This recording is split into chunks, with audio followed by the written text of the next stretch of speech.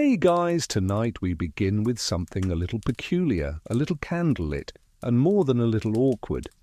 Imagine yourself whisked into the 1700s, shoes caked with dust from unpaved roads, a waistcoat that itches in all the wrong places, and a corset that doesn't exactly scream comfort.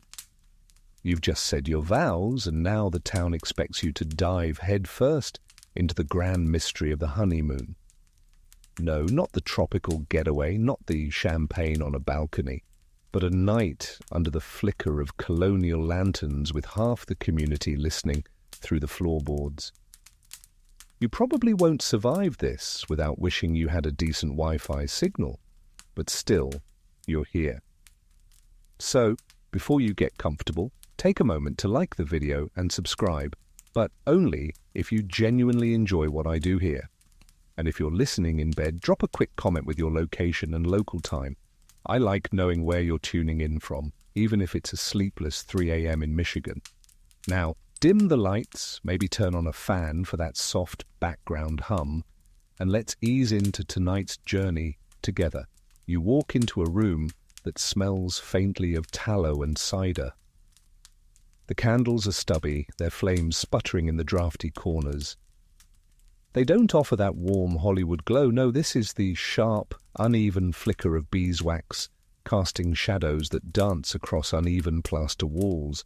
Colonial weddings, contrary to your imagination, didn't wrap with the couple slipping into a carriage bound for a distant, rose-petal-strewn bed. They ended with a strange pause, as if the vows were only half the performance, and the second act was about to stumble forward on creaky floorboards. Picture this. After the minister's voice has faded and the ale-heavy guests shuffle out into the chilly night, you're left in a chamber that feels at once private and entirely public. Because privacy, that's a modern luxury.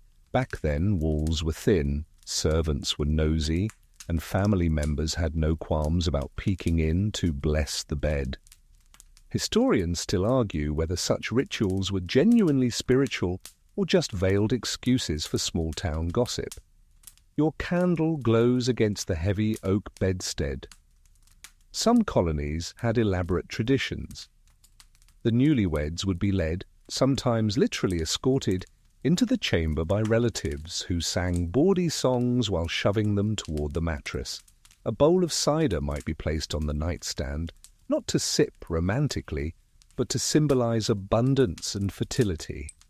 If you thought champagne flutes were odd props, imagine being judged on how well you handle lukewarm cider in a cracked mug. One mainstream fact stands out here. In early New England, the concept of a honeymoon wasn't about indulgence. It was rooted in practicality and social proof. The word itself comes from the Old English honeymoon, referring both to the sweet period after marriage and the idea that the sweetness might fade as quickly as a lunar cycle. So yes, even linguistically, people assumed the bliss wouldn't last longer than 4 weeks. A cheerful thought, right? And then comes the quirky tidbit, the candles. In some households, the number of candles lit in the room carried symbolic meaning. 1 for prosperity, 2 for children, 3 for harmony, and, so rumour had it, 4 meant you were either very ambitious or very desperate. Some servants joke that couples who asked for extra candles weren't after symbolism but just wanted to see what they were doing. You shift on the mattress, which feels suspiciously like hay tied up in linen sacks. Romantic? Only if your definition of romance includes scratching straw poking through your thighs. Bedding in colonial America was practical and uncomfortable, with feather mattresses reserved for the wealthy. And even then, feathers could reek if they weren't dried properly. You might find yourself cuddling not just with your new spouse, but with a faint smell of wet goose. The community's presence lingered in the strangest ways. Imagine you're trying to keep the moment intimate, but someone knocks to remind you of tomorrow's chores, feeding chickens, fetching water, paying the dowry. Colonial honeymoons were less about escape and more about integrating into the rhythm of adult responsibility. You could say it was less getting away from it all and more welcoming it all in with open arms and itchy blankets. There's a certain comedy in how normal this all seemed.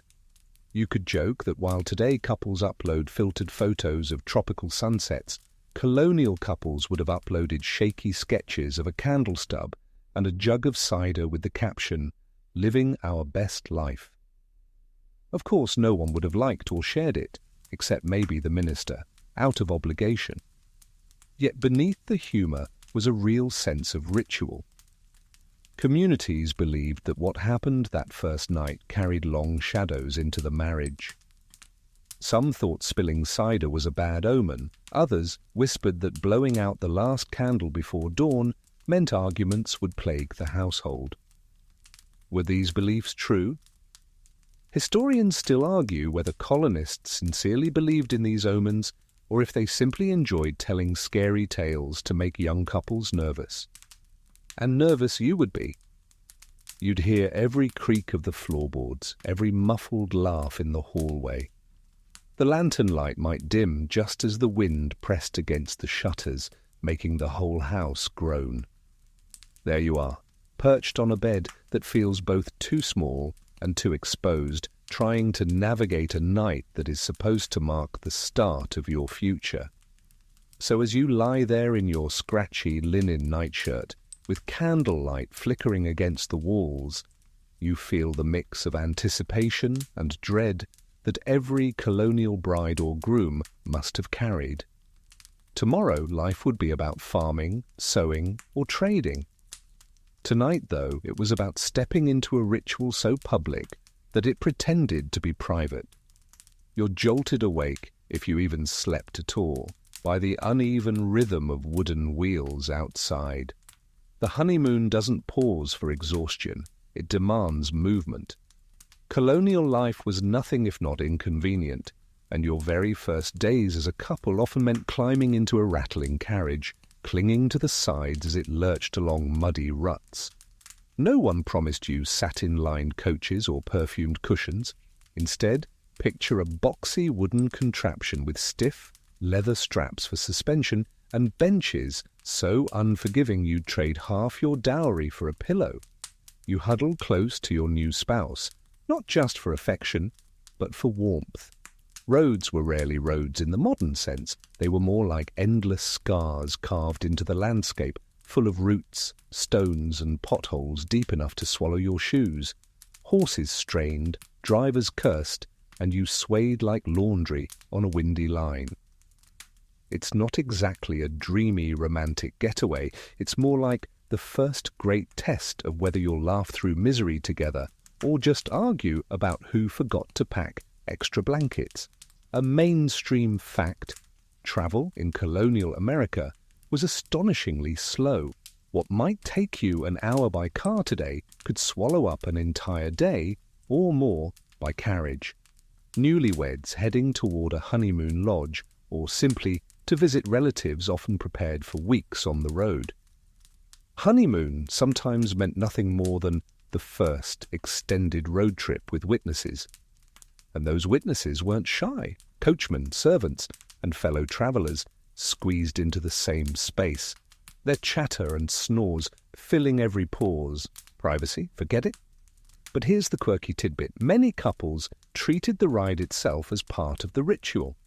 Some believed the jolting journey symbolized life's ups and downs, and the fact that you survived it without breaking bones meant your marriage would endure storms ahead. Others insisted on playful tests. The bride had to keep her bonnet on no matter the wind, or the groom had to stay awake through the whole night's ride. Failures were turned into gossip, often exaggerated into legends told for years. Imagine being remembered not for your devotion, but for losing your hat at mile 3. The weather was a character in its own right. Dust in summer caked your eyelashes, while winter winds froze your knuckles to the reins if you were unlucky enough to drive yourself. Rain could soak through canvas coverings, leaving you in a puddle of marital bliss mixed with soggy stockings. Historians still argue whether colonial couples truly saw these discomforts as part of the honeymoon experience, or if they simply had no choice but to endure it.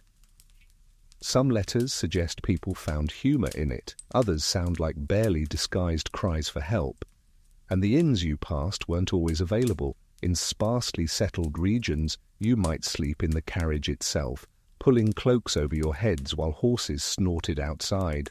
That's right, your first nights together could be less sweet upgrade and more camping trip without the marshmallows. Even when you did find an inn, chances were good the bedding wasn't much cleaner than the carriage bench. Fleas considered themselves part of the welcome committee. There's a wry beauty in picturing this. Two people, barely beginning their lives together, bouncing along rough trails while trying not to vomit from motion sickness. Romantic? Maybe in the sense that misery loves company. You might laugh at the absurdity, like realizing your first kiss as husband and wife happens while your teeth are chattering from the wheels hitting another rock. The carriages themselves were curious beasts. Some were plain wagons padded with straw, others were fancier phaetons for wealthier families. But no matter how fine, they all rattled, they all squeaked, and they all made you hyper-aware of how far civilization still had to go. If you closed your eyes, the sound of wheels crunching gravel was relentless, almost hypnotic, like a lullaby written by someone who hated sleep. And let's not forget the constant interruptions, ferrymen demanding tolls, innkeepers haggling over fees, villagers stopping you to ask about the wedding. All of it ensured your honeymoon was less secluded romance and more public parade. In fact, one of the enduring debates among historians is whether colonial honeymoons were ever about privacy at all, or if they were intentionally staged journeys where everyone you passed got a front row seat to your new marital status. You, perched on that jolting bench, may have laughed in despair. Maybe you cracked a joke about how at least the mosquitoes seemed thrilled about your union. Humour was often the only currency left on the road, along with the occasional hard biscuit from a travel pouch. Your spouse might squeeze your hand, both of you shivering but oddly comforted by the ridiculousness of it all. The lantern sways above you, casting uneven light as the carriage creaks into the night. You breathe in the mix of horse sweat, leather, and damp wool. Somewhere in the distance an owl hoots, as if mocking your choice of honeymoon plans, and you realize this is the memory you'll carry forward, not champagne toasts, but the sound of wheels grinding against stone, the taste of dust, and the feeling of surviving the journey together. The wheels finally stop rattling, though your ears still hum with the memory of their groaning. You step down stiffly, legs wobbling, into the gravel yard of a colonial inn. Honeymoons, after all that carriage misery, often ended not in a cosy hideaway, but in public houses teeming with strangers who seemed far too curious about your every move. The innkeeper greets you with a lantern held high, squinting in the dark to assess whether you'll be good-paying guests or troublemakers. Behind him the door creaks open, spilling lamplight onto sawdust-strewn floors. Inside, the air is a cocktail of roasted meat, ale, and damp wool. You think of modern hotels with key cards and private lobbies, but here the concept of privacy is thinner than the ale mugs. Your honeymoon suite is probably nothing more than a small chamber upstairs, separated from the tavern by a door with gaps wide enough to see through. And the walls? They don't muffle anything. Every cough, every laugh, every squeaky floorboard, your neighbours will hear it all. And they'll talk about it in the morning over porridge. One mainstream fact you notice right away. Inns in colonial America weren't designed for couples seeking intimacy. They were way stations for travellers where space was precious and beds were often shared among strangers. In some rural towns, it wasn't unusual for guests to double up in a single bed, especially during harsh weather. Honeymooners weren't granted exemptions. If the inn was full, you might be tucking in beside someone who smelled strongly of tobacco and onions. Romantic, right? But here's the quirky tidbit. Taverns had reputations as gossip factories. Innkeepers and staff frequently gossiped about the behavior of couples who came through. If a bride laughed too loudly at supper, it might spark rumors of immodesty. If a groom drank too much ale, the whispers shifted to doubts about his seriousness. There's even record of innkeepers writing sly notes in ledgers, half bookkeeping, half social commentary. You might imagine 2 newlyweds arrived tonight, spent extra on cider, seemed awkward, likely won't last long. And those notes, they sometimes circulated, becoming entertainment for future guests. You and your new spouse sit at the long trestle table, trying to enjoy whatever meal is served. Probably salted pork, hard bread, maybe some dried peas. The cider jug makes its rounds, and every sip feels like an audition. Are you cheerful enough? Pious enough? No one's outright saying it, but you feel the eyes of locals measuring whether your marriage will prosper. Historians still argue whether this communal scrutiny was rooted in genuine moral concern, or if it was just nosy entertainment for bored villagers. When you finally retreat upstairs, the inn chamber greets you with lumpy mattresses stuffed with straw and maybe one thin blanket. You light a single candle, and suddenly the shadows seem bolder than the furniture itself. Downstairs, voices carry upward, songs, jokes, even arguments. It's as if the tavern itself insists on being part of your first days together. And then comes the oddest twist. In some towns, couples weren't just left alone. Guests might sneak upstairs pretending to fetch something just to listen at the door. Servants would exaggerate sounds, claiming they'd heard evidence of consummation or lack thereof. In extreme cases, nosy neighbours barged in with some excuse like delivering more cider, when really they just wanted to peek. You try to imagine drifting into intimacy while someone outside your door whispers, "Shh, I think they're starting." Not exactly honeymoon bliss. The candle flickers low. Your spouse laughs softly, maybe out of nerves, maybe because the whole situation is absurd. You joke that the creaking bed will be reported in the morning like breaking news.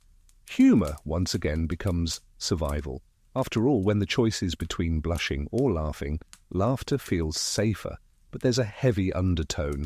Honeymoons weren't escapes into freedom. They were stage plays for community judgment. Every smile, every sigh, every cup of cider tipped or left untouched could become tomorrow's story. Imagine carrying that weight while trying to carve out a sliver of genuine connection with your partner, and yet there's something strangely human in it. The rituals, the nosiness, the creaking inns, they created stories couples remembered for decades. Some even wrote about it in letters home, often with gentle sarcasm. "We spent our honeymoon with half the village," one might say, "and the other half waiting downstairs." So you lie there in the cramped bed, the straw crunching beneath you, the candle dying. You hear laughter echo through the floorboards, a fiddle scraping out a lively tune, and the occasional shout for more ale.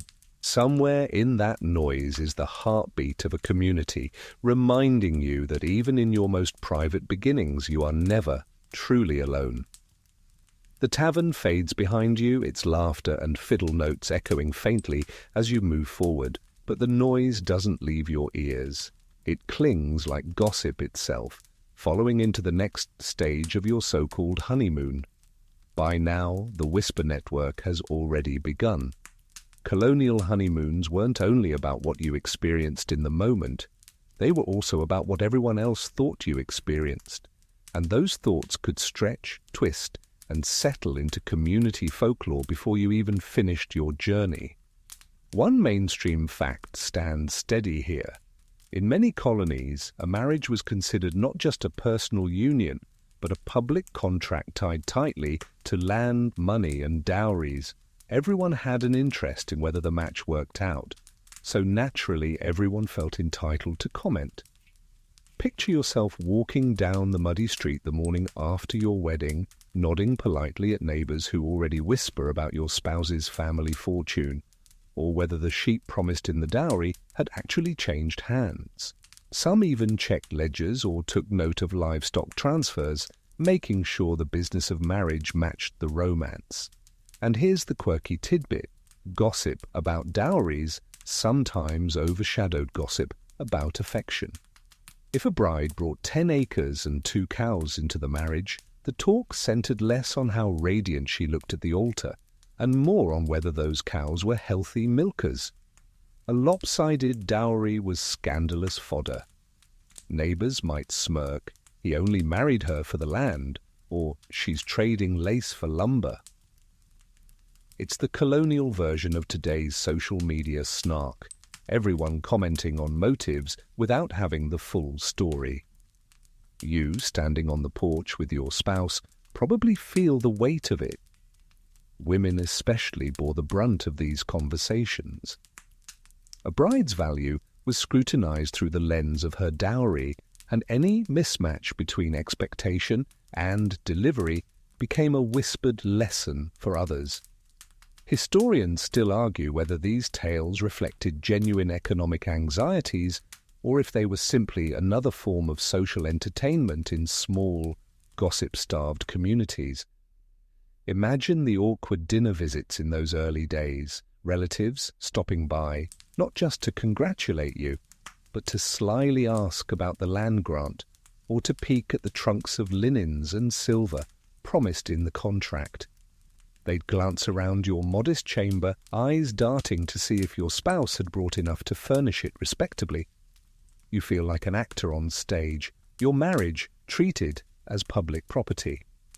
Sometimes the gossip carried sharp edges. There were rumors of dowries exaggerated before marriage, only for the groom to discover less than promised, or stories of brides who smuggled a few items back to their families, claiming them as heirlooms.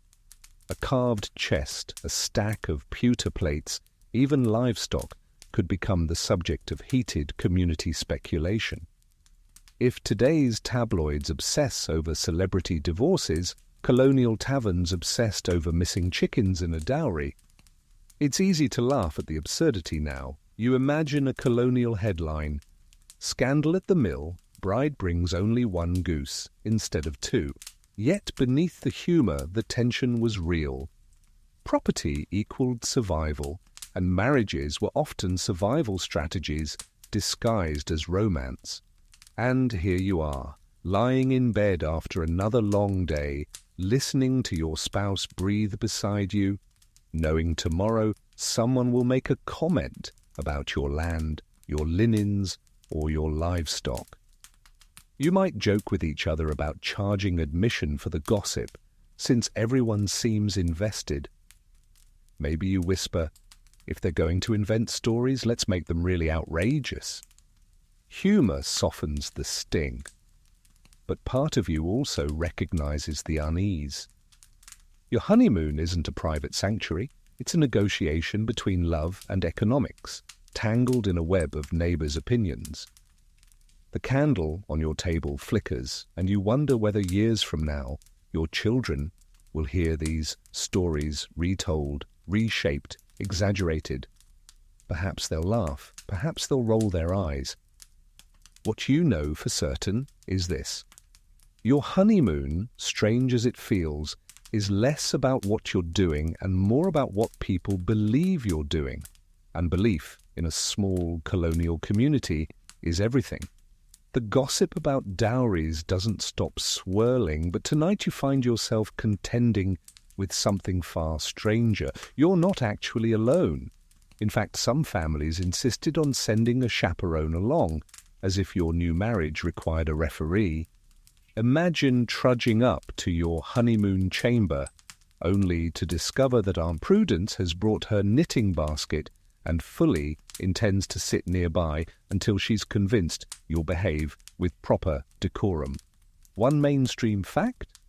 In Puritan New England and other colonies shaped heavily by church oversight, chaperones weren't just a matter of family anxiety, they were considered safeguards of moral order. The idea of a couple being left entirely unsupervised was often frowned upon, especially in communities where scandal could topple reputations faster than a storm topples an outhouse. So, a mother-in-law, a sister, or sometimes even a clergyman might hover nearby to ensure the sacred bond wasn't immediately sullied by mischief. Of course, here's the quirky tidbit.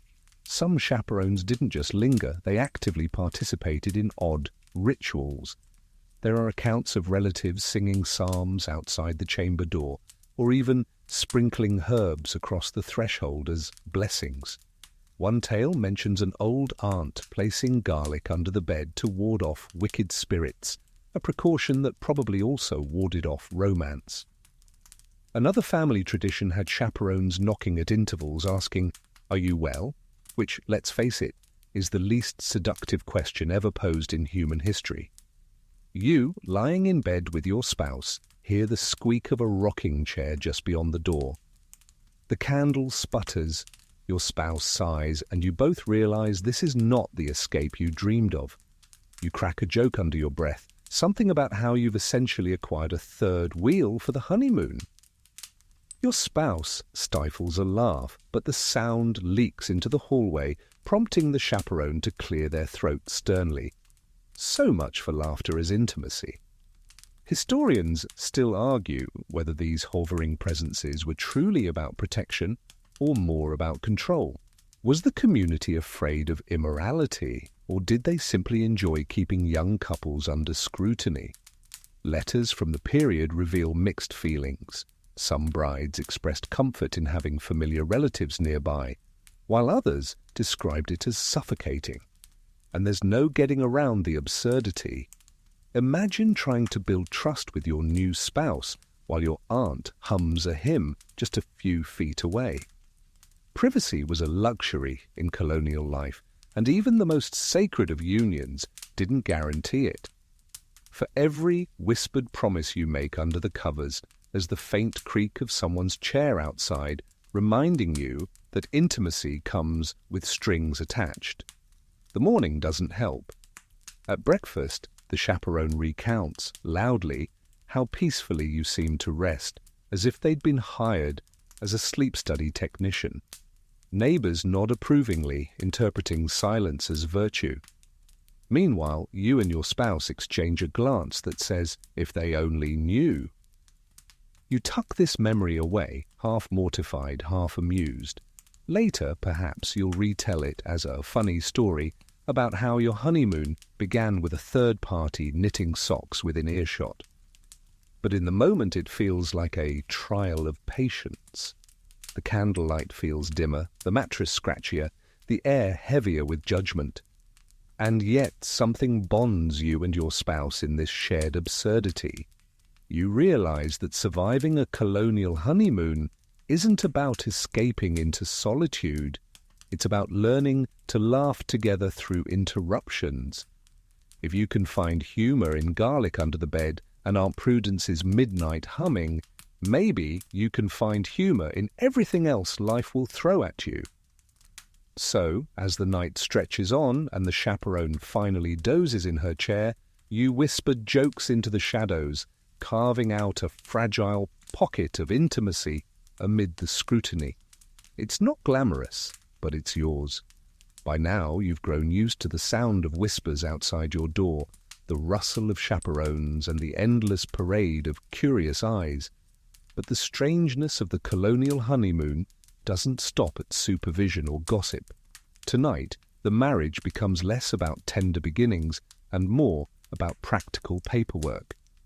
Imagine slipping into bed with your spouse, candle flickering low, only to have someone knock and say, "Excuse me, could you sign this deed transfer before you blow out the light?" A mainstream fact worth noting. In many colonies, weddings weren't merely romantic unions, they were business transactions, sealing alliances between families through land, livestock, and inheritance rights. The honeymoon period, instead of being a reprieve from daily life, often doubled as the moment when contracts were finalized. It wasn't uncommon for legal documents to be signed on the very night of the marriage, sometimes literally on the same table where the wedding feast had been served. And here's the quirky tidbit. There are accounts of contracts being signed in bed.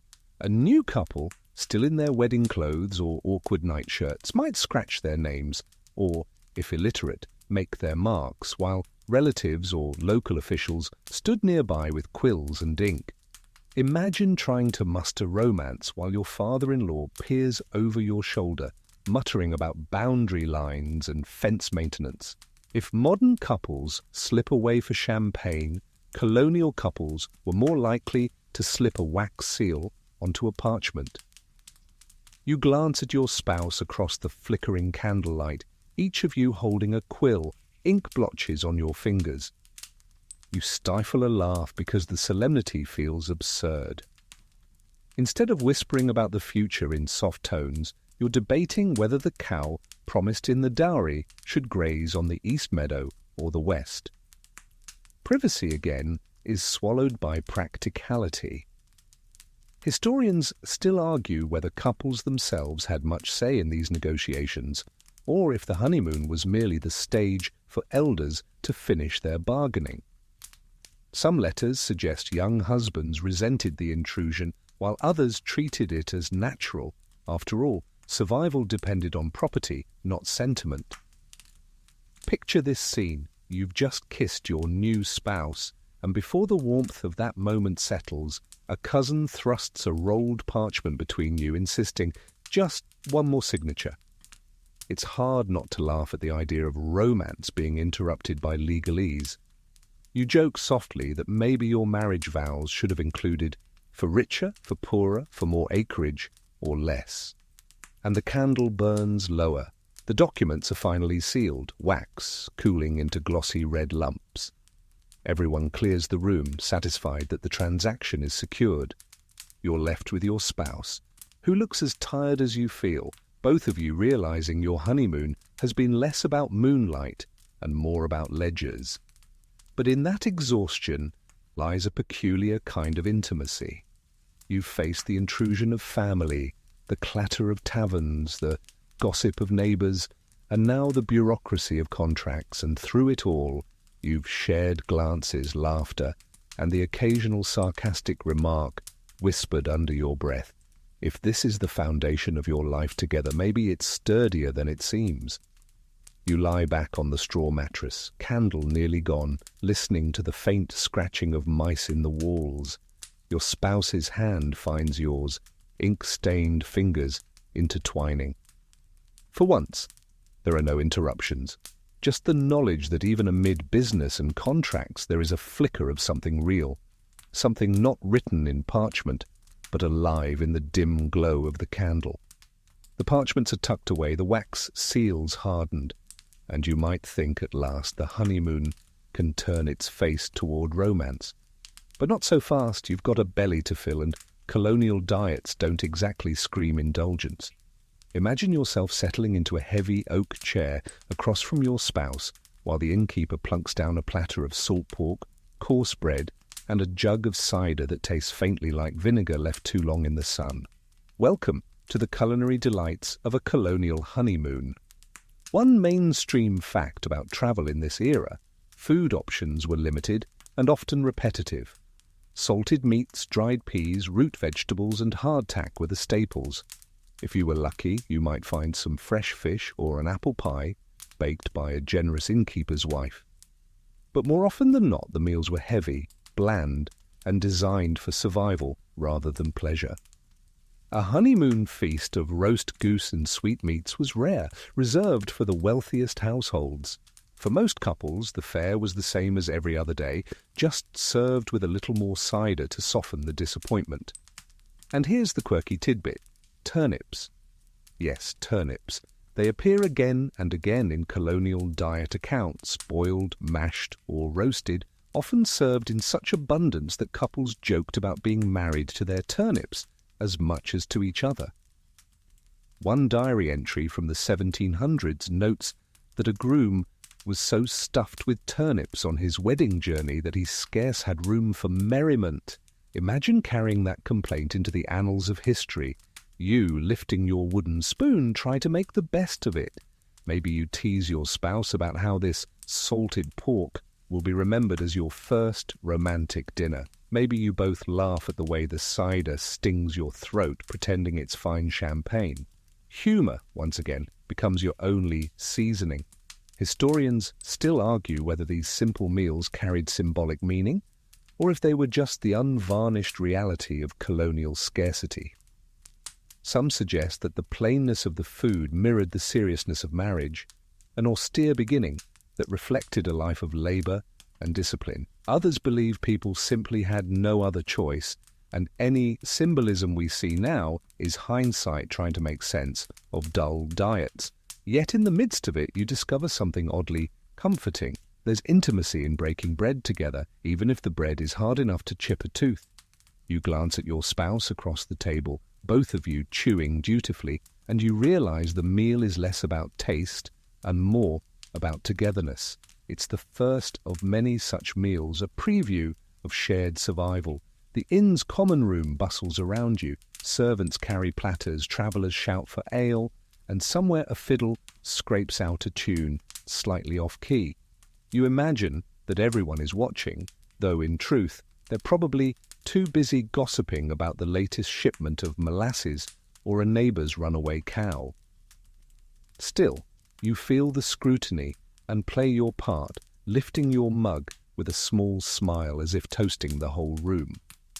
Later, back in your chamber, the heaviness of the meal sits in your stomach like a stone. You groan, half joking, half serious, and your spouse laughs at your melodrama. The candle flickers, shadows ripple, and though the food was plain and the cider sour, the memory softens. Years later, perhaps, you'll tell the story of your honeymoon dinner as if it were charming. We dined on pork and cider, and it was enough. In truth, it was barely enough.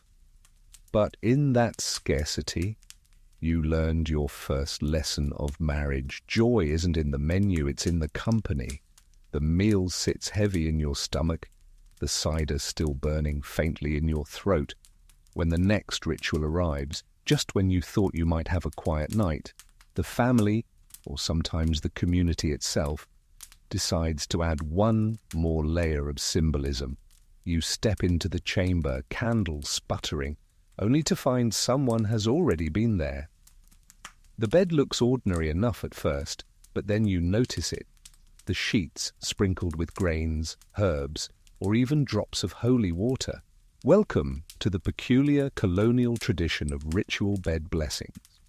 One mainstream fact in many parts of Europe, particularly among Puritan and Anglican settlers, the first marital bed held deep symbolic importance.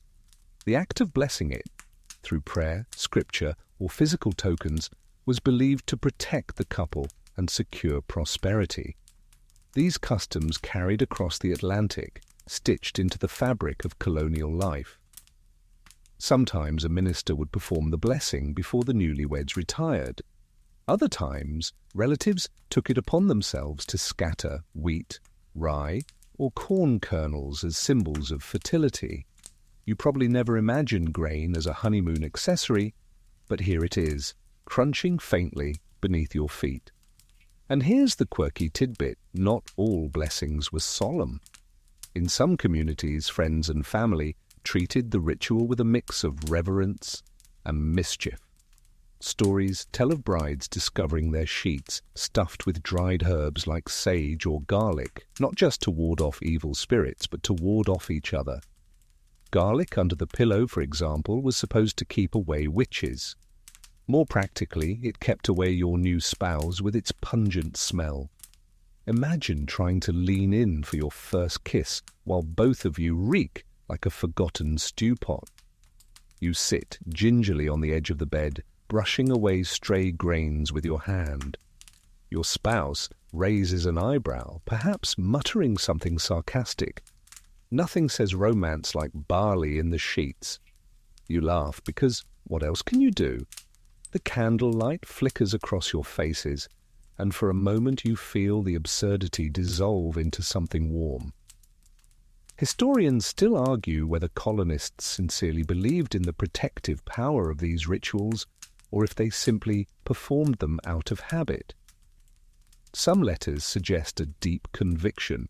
One bride wrote that she slept easier, knowing her bed had been blessed. Others hint at mockery, couples joking about feeling like chickens roosting in a grain sack. The truth probably lies somewhere between belief blended with tradition, tradition reinforced by repetition, and repetition carried on because no one wanted to tempt bad luck. Outside the chamber you hear the faint hum of voices.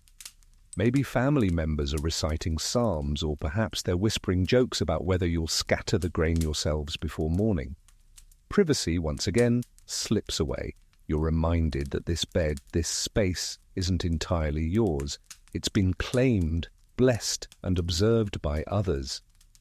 You and your spouse share a glance that says, "Let's endure this together." The straw mattress beneath you crunches slightly. The herbs release faint smells, peppery, earthy, sharp. You breathe it in, oddly comforted despite the inconvenience. Maybe you think there's something to these old ways.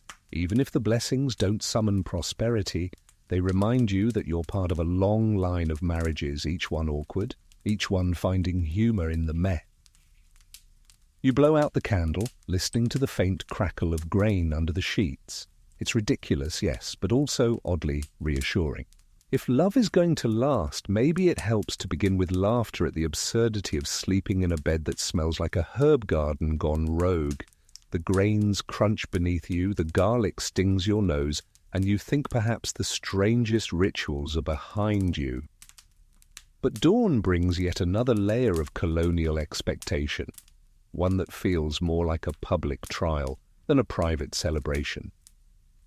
You wake to the sound of footsteps in the hall, voices low but insistent, and you remember the whispered warnings, by morning there must be proof.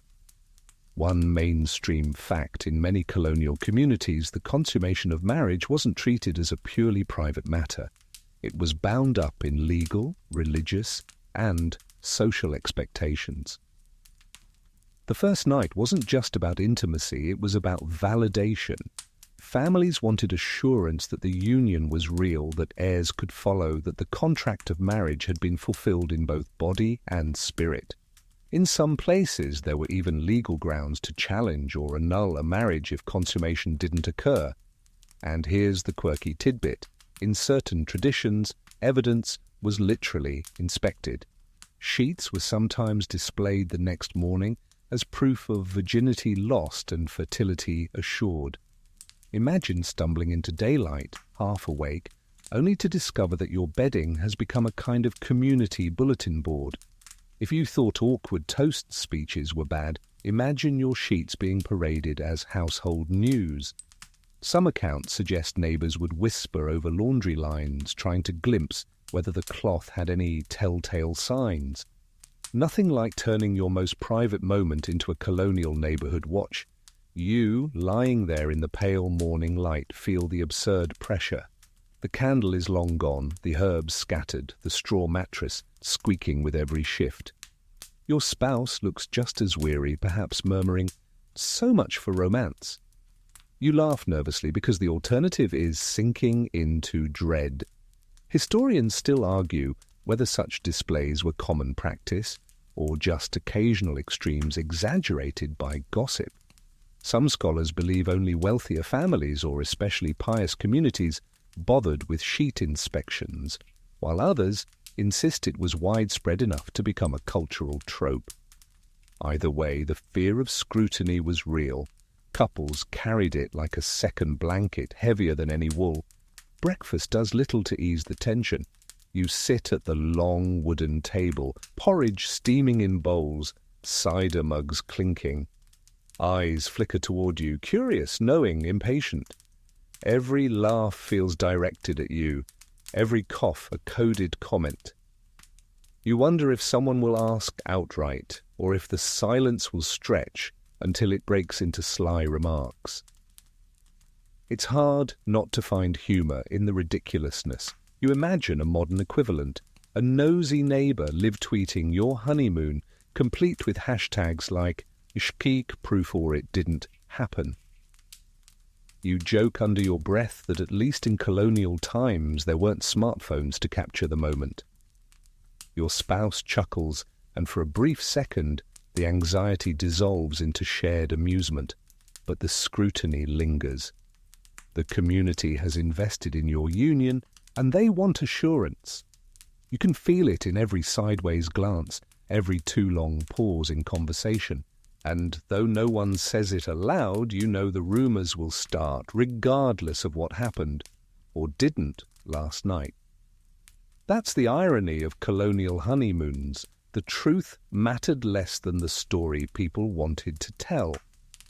You rise from the table, step outside into the brisk morning air, and take a deep breath. The sky is pale blue, the fields stretching wide, the world indifferent to your private burdens. For a moment, you realize the gossip, the rituals, the expectations, they all belong to the community. But here, standing side by side with your spouse, you claim a small corner of it as your own. By the time you've endured the morning's porridge and sidelong glances, you'd think the worst of it was over. But colonial honeymoons were never about letting couples fade quietly into their new lives. Instead, the gossip only thickened. And at the very centre of it all were the people who seemed to know the most, even when they knew the least, the servants. One mainstream fact in colonial households, servants were often the unseen observers of everything. They tended the hearths, drew the water, carried food and linens, and moved silently through halls where private lives unfolded. That meant servants were the first to hear creaks in the floorboards, muffled laughter, or arguments whispered too loudly. Because they existed on the periphery of every event, they were also the quickest to turn those scraps of sound into stories. And here's the quirky tidbit. Servants sometimes exaggerated their tales for entertainment, spinning the smallest noises into full-blown legends. A squeaky bed frame became evidence of an energetic night. A dropped mug turned into a lover's quarrel. In one recorded case, a chambermaid swore she had heard a bride singing happily in the night, but later admitted the song was probably just wind in the shutters. Accuracy mattered less than amusement, and in communities starved for gossip, embellishment was its own currency. You picture yourself trying to fall asleep while footsteps linger outside your chamber, servants carrying firewood but slowing just enough to catch a hint of sound. Every rustle becomes a clue, every sigh an interpretation. In the morning, you overhear whispers in the kitchen, servants trading tales like merchants swapping wares. By the time the story leaves the inn or the household, it's grown beyond recognition. They laughed all night, one might claim. They argued till dawn, insists another. Both can't be true, but truth isn't the point. Entertainment is. Historians still argue whether servants' gossip carried real social weight or if it was dismissed as background chatter. Some suggest that household staff wielded subtle power by shaping reputations through rumour. Others argue that most of their tales were ignored unless convenient to pre-existing suspicions. Either way, it's clear that newlyweds were never the sole authors of their honeymoon story. You try to laugh about it with your spouse. Maybe you mimic the hushed tones of the servants, whispering dramatic versions of your own night. Did you hear? They sneezed in unison. Must be true love. Your spouse chuckles, tension easing for a moment. Humour becomes your shield, a way to reclaim the narrative before it slips fully into others' hands. But the feeling of exposure is hard to shake. Even when you close the shutters and blow out the candle, you know ears lurk beyond the door, ready to make poetry out of silence. Privacy feels like a luxury only the wealthy or the truly isolated could hope to afford. For everyone else, the honeymoon was less a private retreat and more a community performance, narrated not by you, but by those who served your meals and swept your floors. And perhaps, years later, you'll laugh at this too. Maybe you'll tell your children how the chambermaid made your honeymoon sound like a melodrama fit for the stage. Maybe you'll smile at the absurdity of a marriage launched on rumour and cider-soaked whispers.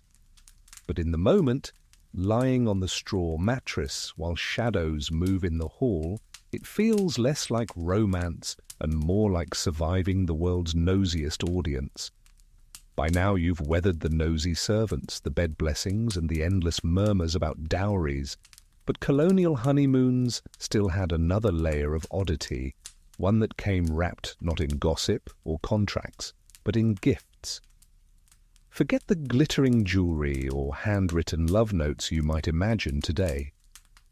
Instead, the newly married couple often found themselves weighed down with objects that were more practical, symbolic, or downright peculiar. One mainstream fact, gift-giving in colonial times reflected the values of the community, utility, piety, and continuity. A pair of wool stockings might be presented to symbolize warmth and endurance, or a beeswax candle given as a reminder of domestic light and faith. These weren't lavish displays, but everyday objects, often handmade, that spoke to the reality of married life. The gifts themselves were little nudges. Here's what you'll need to survive together, so make it last. And here's the quirky tidbit. One of the strangest but surprisingly common gifts was a carved wooden spoon. In some traditions, a love spoon was intricately decorated, each notch or heart-shaped cutout meant to symbolize fidelity, prosperity, or fertility. Imagine holding your new spouse's hand with one and realizing your eternal love has been distilled into kitchenware. Some spoons were so elaborate they were barely functional, becoming more like wooden trophies than tools. Yet couples proudly displayed them as if saying, "See, our marriage is stirring nicely." Other gifts bordered on the odd. One story tells of a neighbor gifting a newlywed couple a live goose. Helpful, yes, but not exactly romantic when the creature honks through the night. Another mentions a bundle of flax for weaving, presented with a solemn speech about industriousness. You can almost picture yourself nodding politely, clutching armfuls of stringy plant fibers, whispering to your spouse later, "Well, that's one way to say congratulations." The gifts carried weight, both literal and symbolic. A candle wasn't just wax. It was a subtle reminder to keep faith alive. A stocking wasn't just clothing. It was a warning about the cold winters ahead. The carved spoon was less about eating and more about proving your family's creativity and devotion. These tokens followed you into the honeymoon chamber, cluttering the space, each one silently judging whether you'd live up to its meaning. Historians still argue whether these gifts were taken seriously by couples or simply endured as ritual. Letters suggest a mix.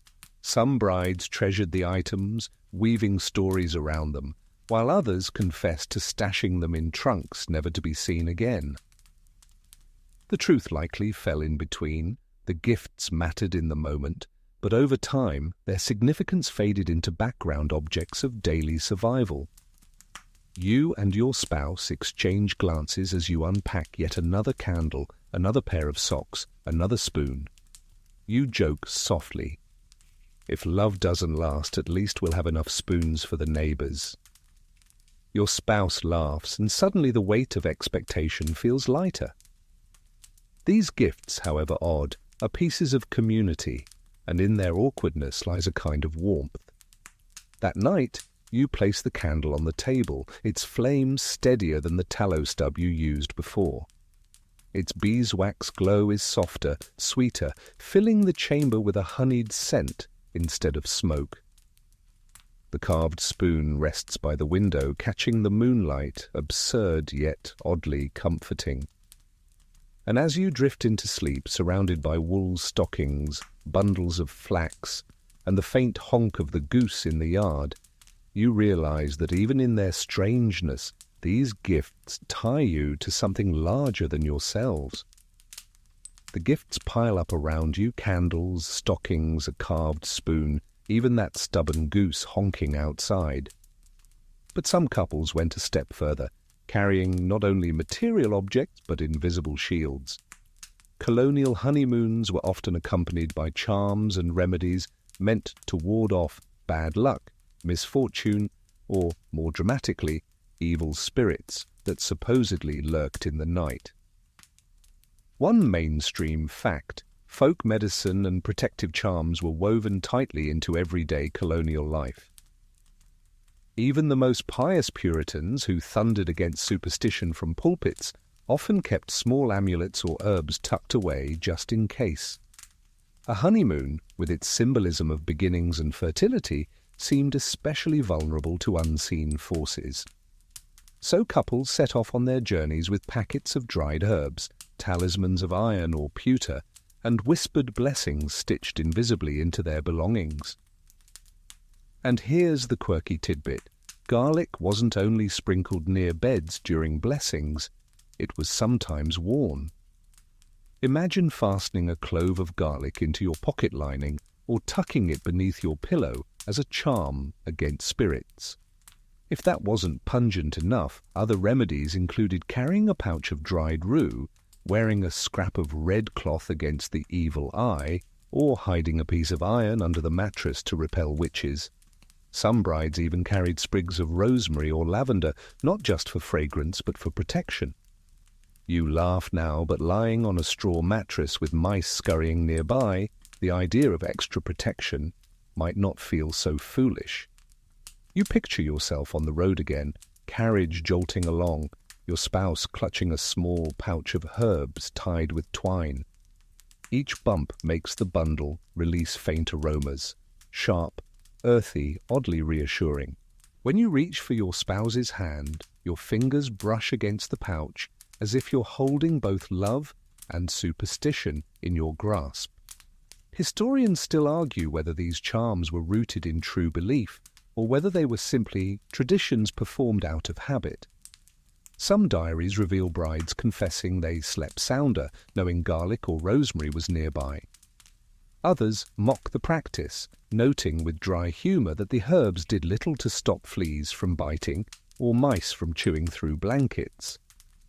Was it genuine faith in unseen powers, or just a way to soothe nerves during a nerve-wracking time?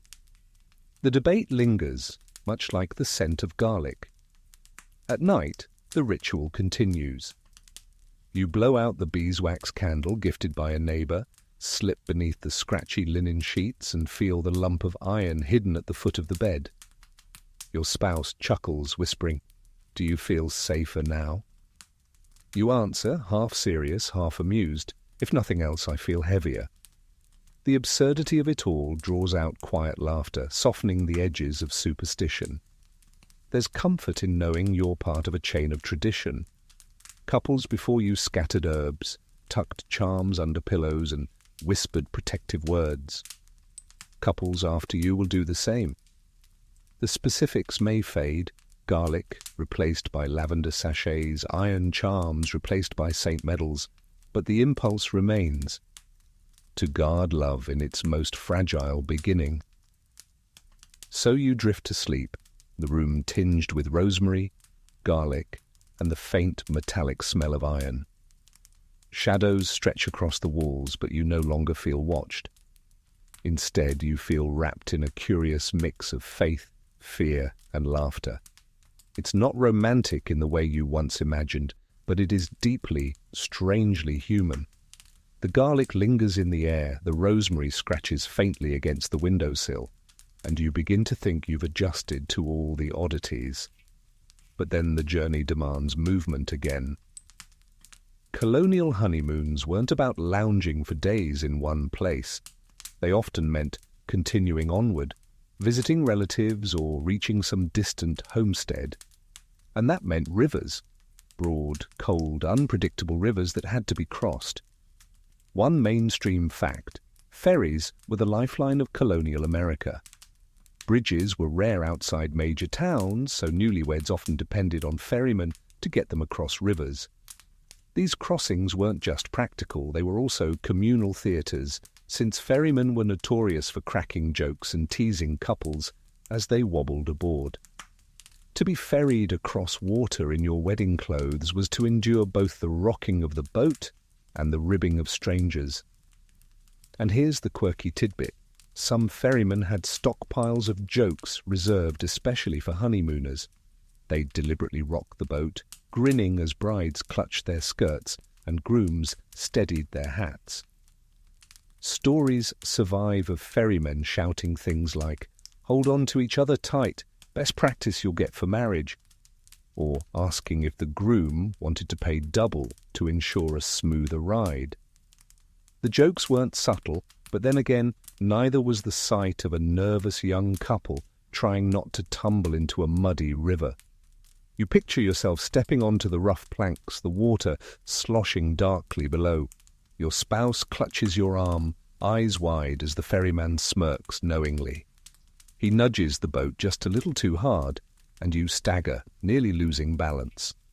The crowd of fellow passengers laughs, and suddenly your honeymoon feels less like a romantic voyage and more like a comedy sketch staged for everyone else's entertainment. Historians still argue whether these ferry crossings carried symbolic meaning, or if they were just ordinary travel moments exaggerated in memory. Some scholars suggest that rivers represented thresholds, crossing from single life into married life, water as the eternal metaphor of transition. Others insist couples were simply trying not to get their shoes ruined. Either way, the imagery lingers, a boat rocking beneath you, your spouse's hand clutching yours, the world laughing around you.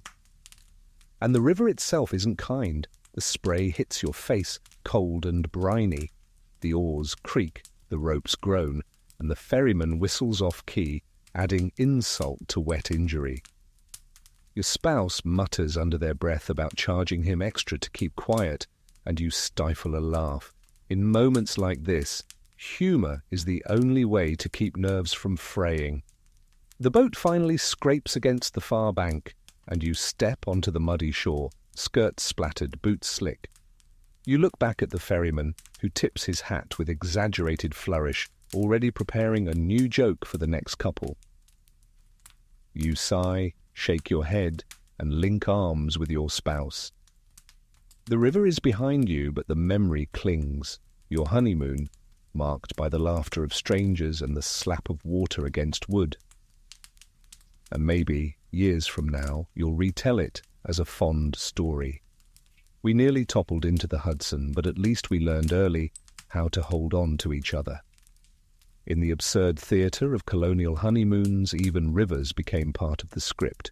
The ferry crossing fades behind you, mud still clinging to your shoes, when another kind of divide presents itself, not water this time, but the split between sacred and secular. Colonial honeymoons were lived at the crossroads of faith and folk tradition, where church doctrine pressed in on one side while older, earthier customs tugged from the other.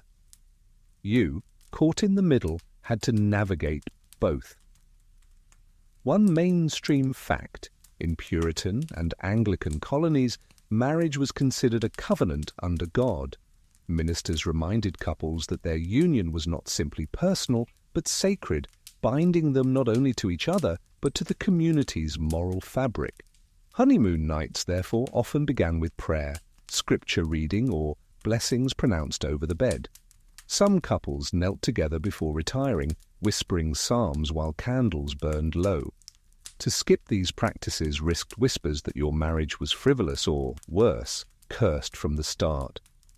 And here's the quirky tidbit: alongside these pious rituals lived folk traditions that had little to do with scripture.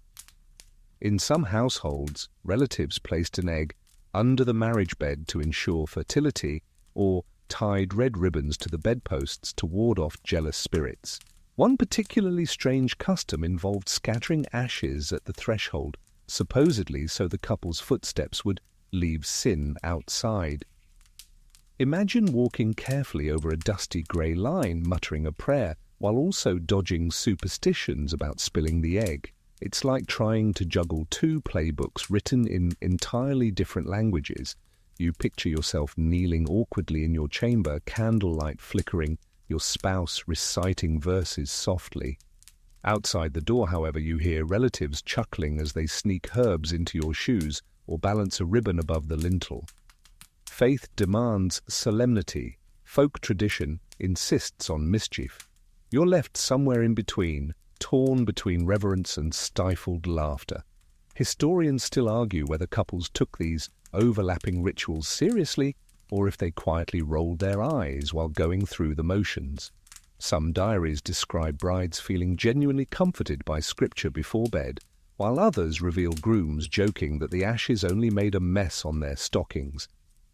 The duality of colonial life meant that both sacred and secular rituals coexisted, sometimes harmoniously, sometimes uneasily. As you lie back on the straw mattress, you feel the red ribbon brushing faintly against your foot. Your spouse, ever sarcastic, whispers, "Do you think God minds sharing the stage with garlic and ribbons?" You laugh softly, covering your mouth to hide the sound, because outside someone might be listening. The absurdity of it all, prayers and superstitions braided together, becomes oddly comforting. At least you're not navigating it alone. The candle flickers lower, shadows from the ribbon sway across the wall, mingling with the warm glow of scripture still echoing in your ears. In that strange intersection of sacred and folk, you find yourself settling into a rhythm. Faith offers solemn reassurance, tradition adds comic relief, and somewhere between the two lies the fragile heart of your honeymoon. The prayers fade into silence, the red ribbon tickles at your feet, and for a fleeting moment you think maybe, just maybe, you've finally earned a peaceful night. But colonial honeymoons never stayed peaceful for long. Step outside your chamber and the tavern pulls you back in. The candles glow downstairs, the benches creak under the weight of rowdy men, and your new spouse's name is already being shouted into the air. Because tonight, the test isn't about scripture or superstition, it's about ale. One mainstream fact, taverns were the heartbeat of colonial towns. They weren't just drinking halls, but social hubs, where business deals were struck, politics debated, and reputations forged. For newlywed grooms, taverns became testing grounds. Neighbours and relatives expected you to prove your stamina, generosity, and sociability over foaming mugs of ale. The first days of marriage weren't about cosy intimacy so much as proving you could hold your drink among the men who would judge your worth. And here's the quirky tidbit. Some taverns held unofficial rituals for new husbands. A groom might be challenged to outdrink a cousin or to pay for an entire round for the room as a gesture of prosperity. One particularly odd custom recorded in New England involved the groom lifting his bride's slipper, filling it with ale, and drinking it in front of the crowd, a gesture equal parts ridiculous and symbolic. Imagine raising your spouse's muddy shoe like a chalice while everyone cheered.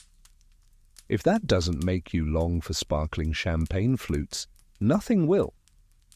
You picture yourself squeezed onto a long bench, the mug cold in your hand, the noise of laughter and fiddles rattling your skull. Your spouse sits nearby, smiling politely but clearly unimpressed by this strange initiation rite. The men around you slap your back, urging you to drink more, to sing louder, to laugh harder. You oblige because refusing feels dangerous. In a world built on reputation, weakness at the tavern could turn into weakness in the fields, in business, even in your household. Historians still argue whether these tavern tests were meant as genuine bonding rituals or as thinly veiled hazing. Some accounts describe grooms feeling proud to prove themselves, while others confessed to stumbling home sick and ashamed. The truth probably lays somewhere in between. Community pressure dressed up as festivity, leaving grooms caught between camaraderie and humiliation. Your spouse leans close, whispering a dry joke into your ear. If you survive this, maybe you can survive anything. You laugh, foam clinging to your upper lip, and suddenly the absurdity shifts into perspective. This isn't romance, but it is a test, and passing it means showing you can endure both ale and expectation. The night drags on, the mugs keep coming, the fiddle grows shrill, and the tavern fills with smoke and heat. By the time you stumble back to your chamber, your head spinning, you've gained nothing more tangible than a throbbing skull and the knowledge that your neighbours now consider you broken in. Your spouse rolls their eyes, hands you a jug of water, and mutters, "Happy honeymoon." But later, as you collapse on the straw mattress, you realize the tavern trial was its own kind of binding ritual, not sacred, not romantic, but public. A reminder that your marriage isn't just for you. It belongs, in some strange way, to the community that drinks, laughs, and watches with you. The tavern noise still echoes in your skull, the ale sloshing around like an anchor in your stomach. You try to drift into rest, but the honeymoon isn't done testing you.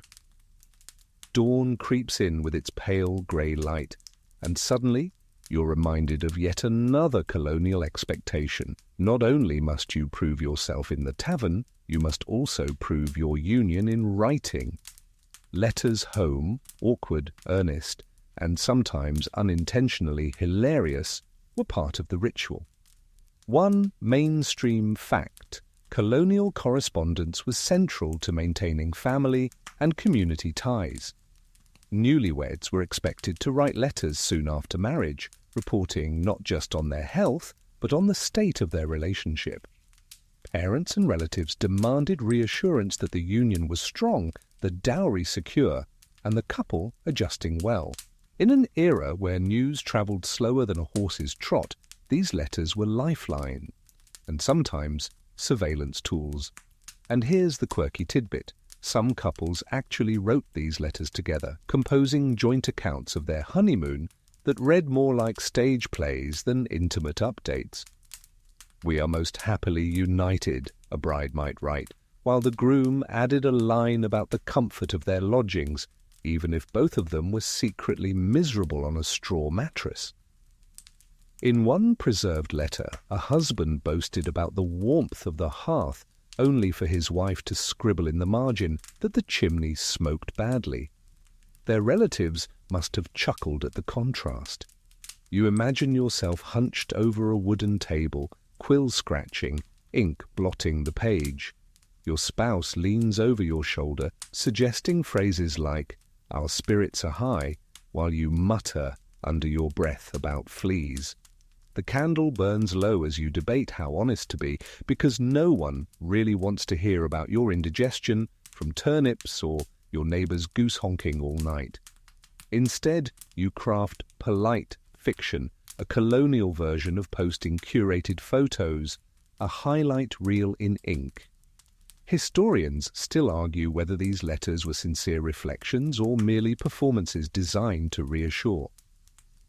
Some insist couples poured genuine emotion into the words, using letters as early love notes preserved for posterity.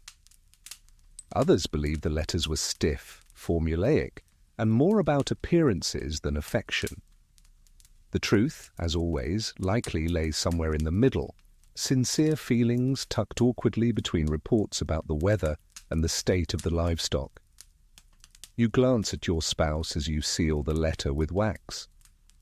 Maybe you trade a smile, knowing the words inside paint a brighter picture than the reality.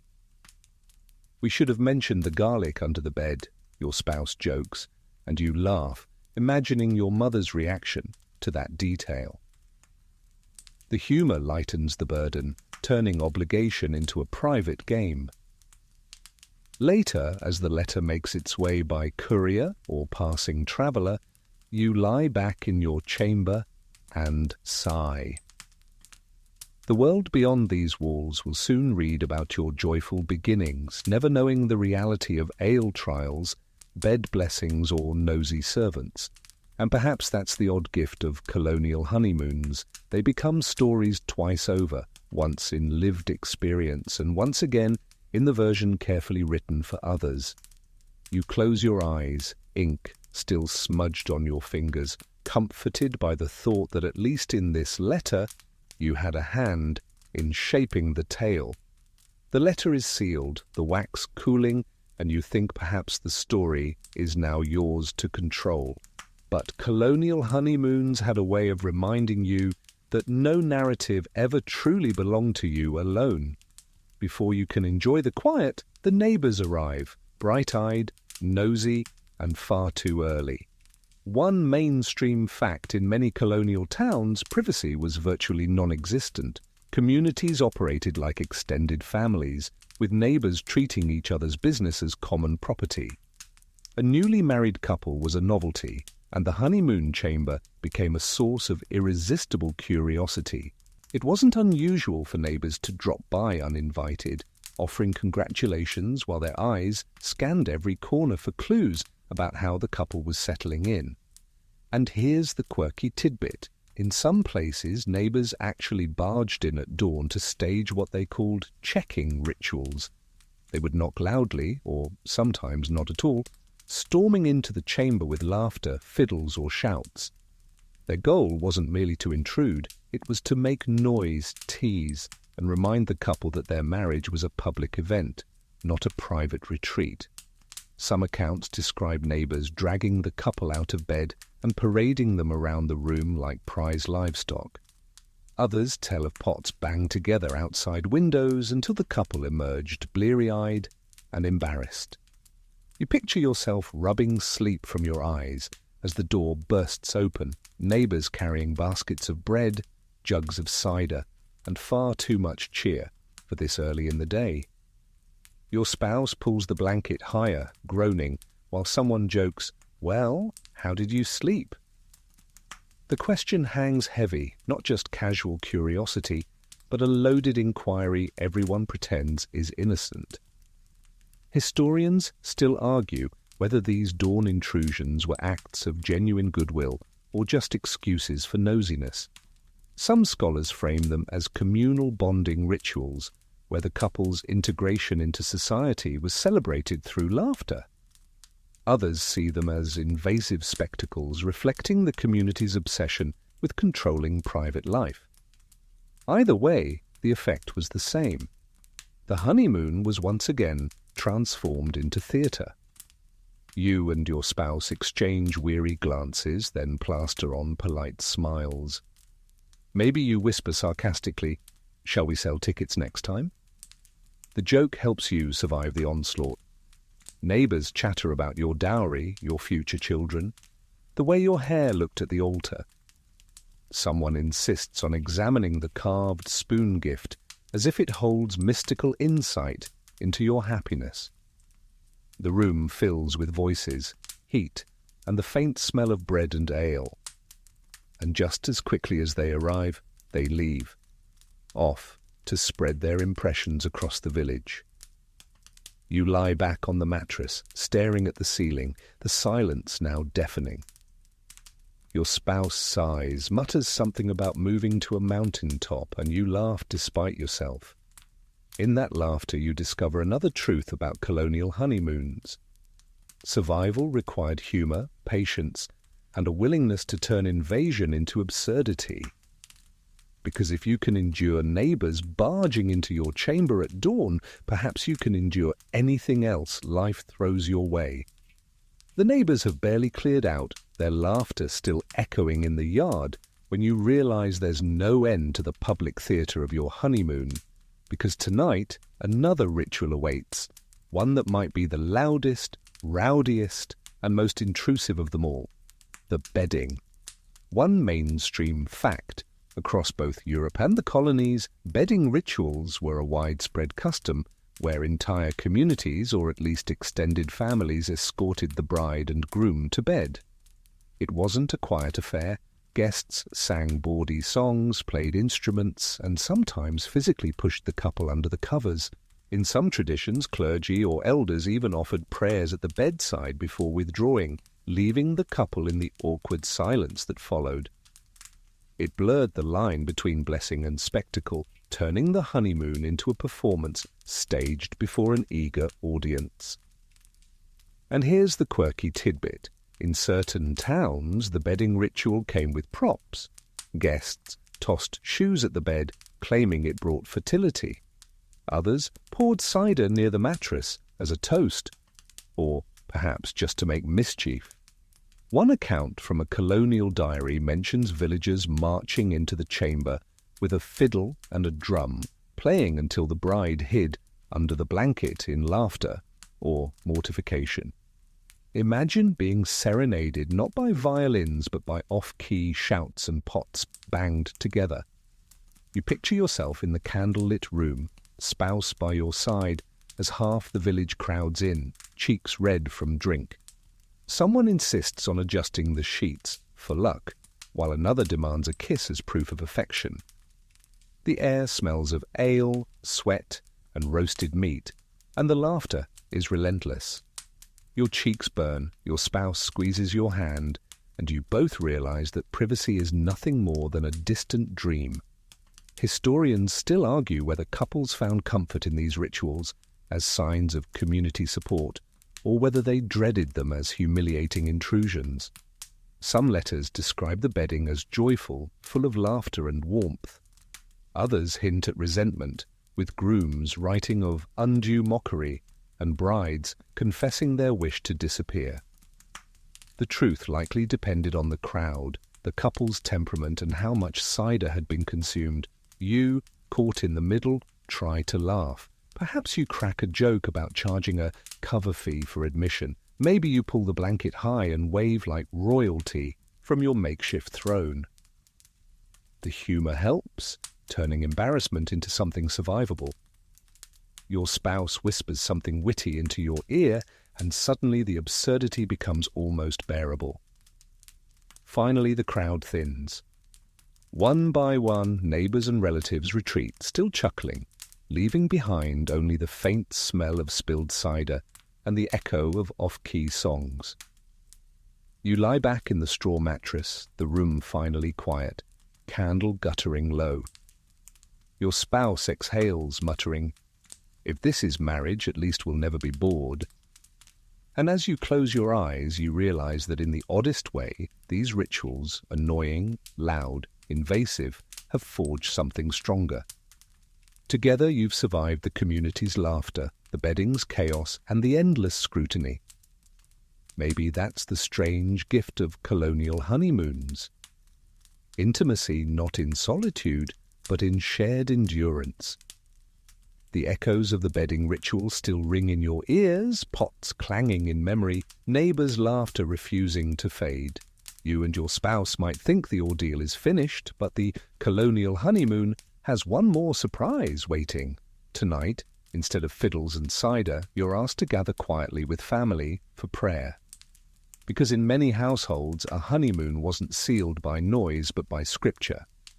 One mainstream fact: colonial families, especially in Puritan New England, believed strongly that a marriage had to begin under God's eye. It wasn't unusual for relatives to insist on morning or evening prayer circles in the couple's first days together. Picture it. You and your spouse kneeling stiffly in the parlor, while uncles, aunts, and siblings read psalms aloud, their voices solemn and heavy. To the community, this wasn't meddling, it was protection, ensuring the union stayed righteous and fruitful. And here's the quirky tidbit. Some of these circles stretched long into the night, with relatives reading entire chapters of scripture while the poor couple fought yawns.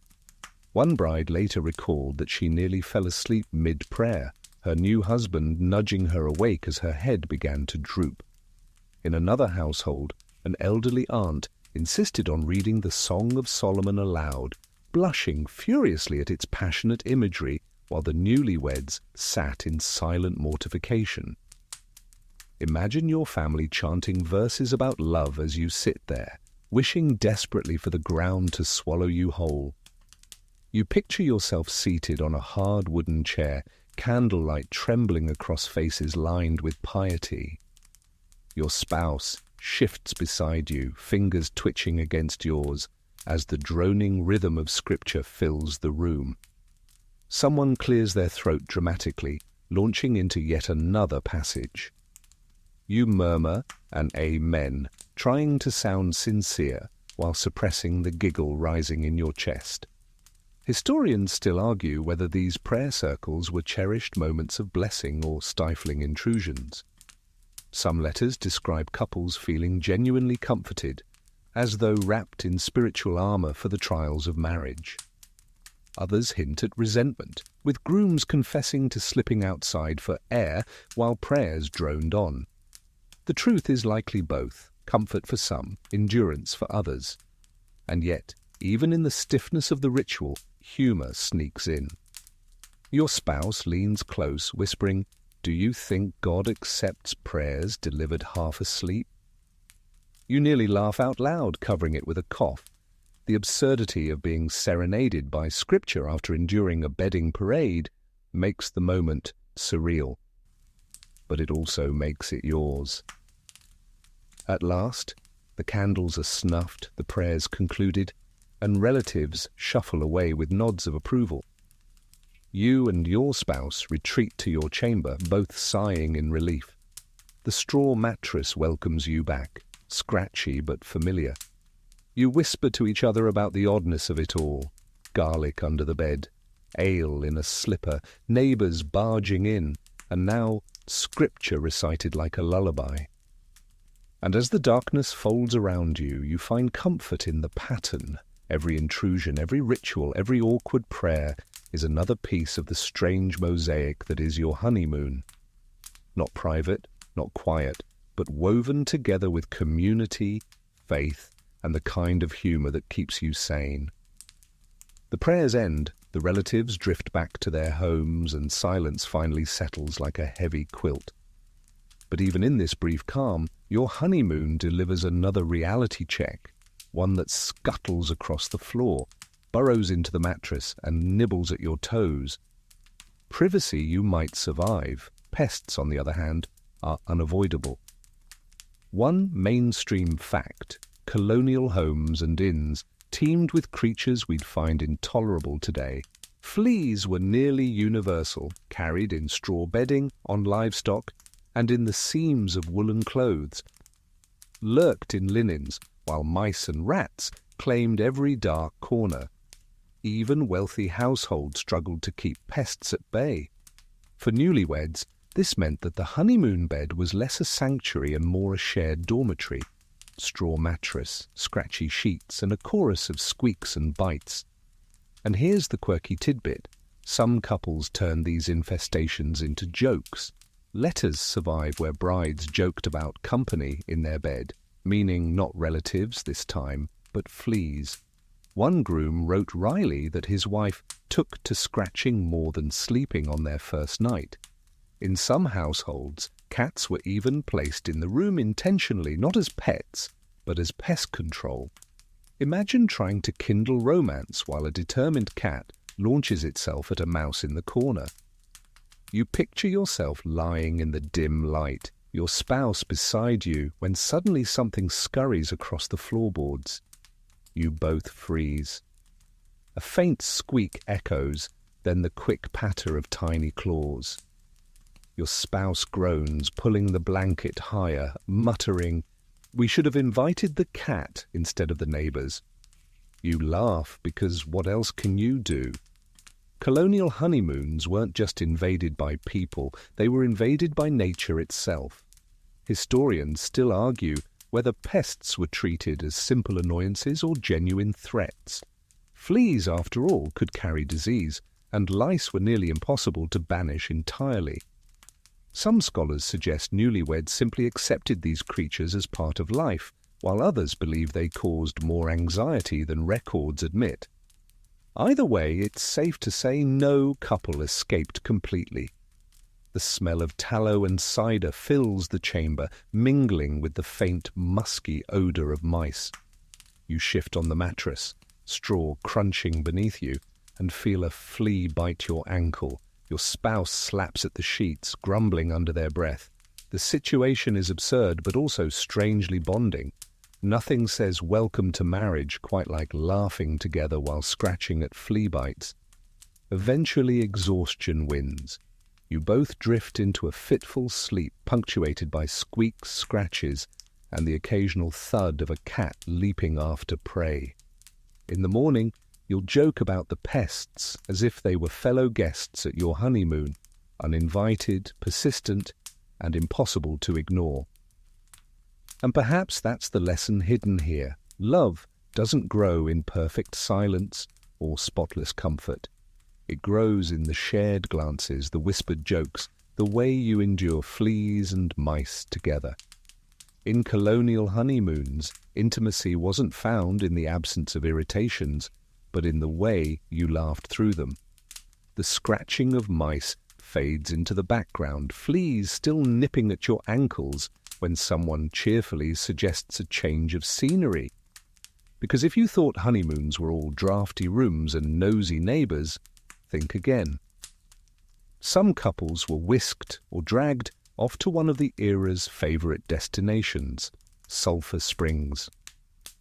Imagine trading straw mattresses for steaming mineral baths, all in the name of health, fertility, and oddly enough, romance. One mainstream fact, throughout the 17th and 18th centuries, mineral springs became popular retreats across Europe and the American colonies.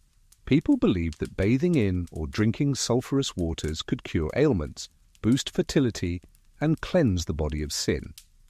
For honeymooners, a trip to the springs was pitched as both a blessing and an investment in the couple's future, especially in communities obsessed with childbearing.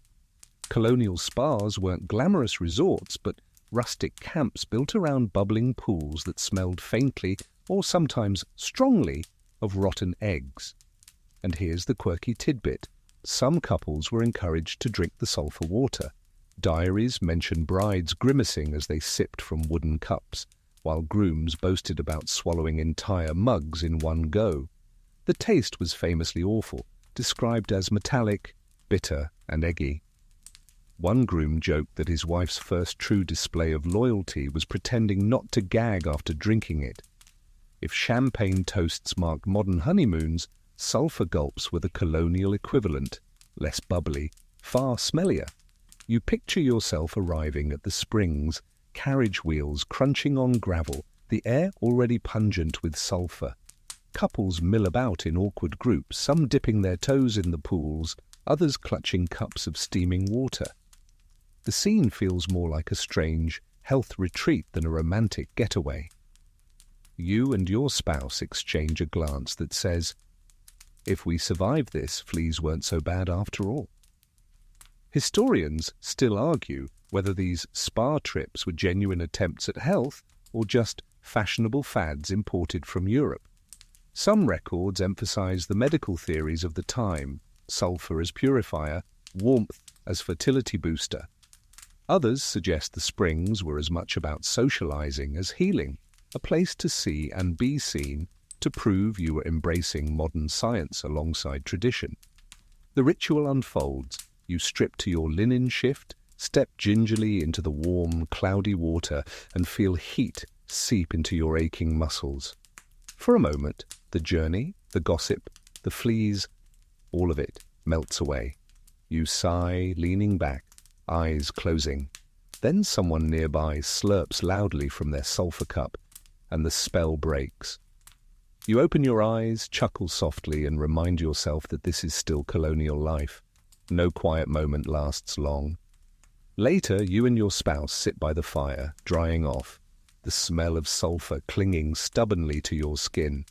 You laugh about how you'll never forget your romantic spa day, and your spouse teases that you'll reek of eggs for a week. Oddly enough, you feel closer, bonded by the sheer ridiculousness of sharing stinking water in the name of love.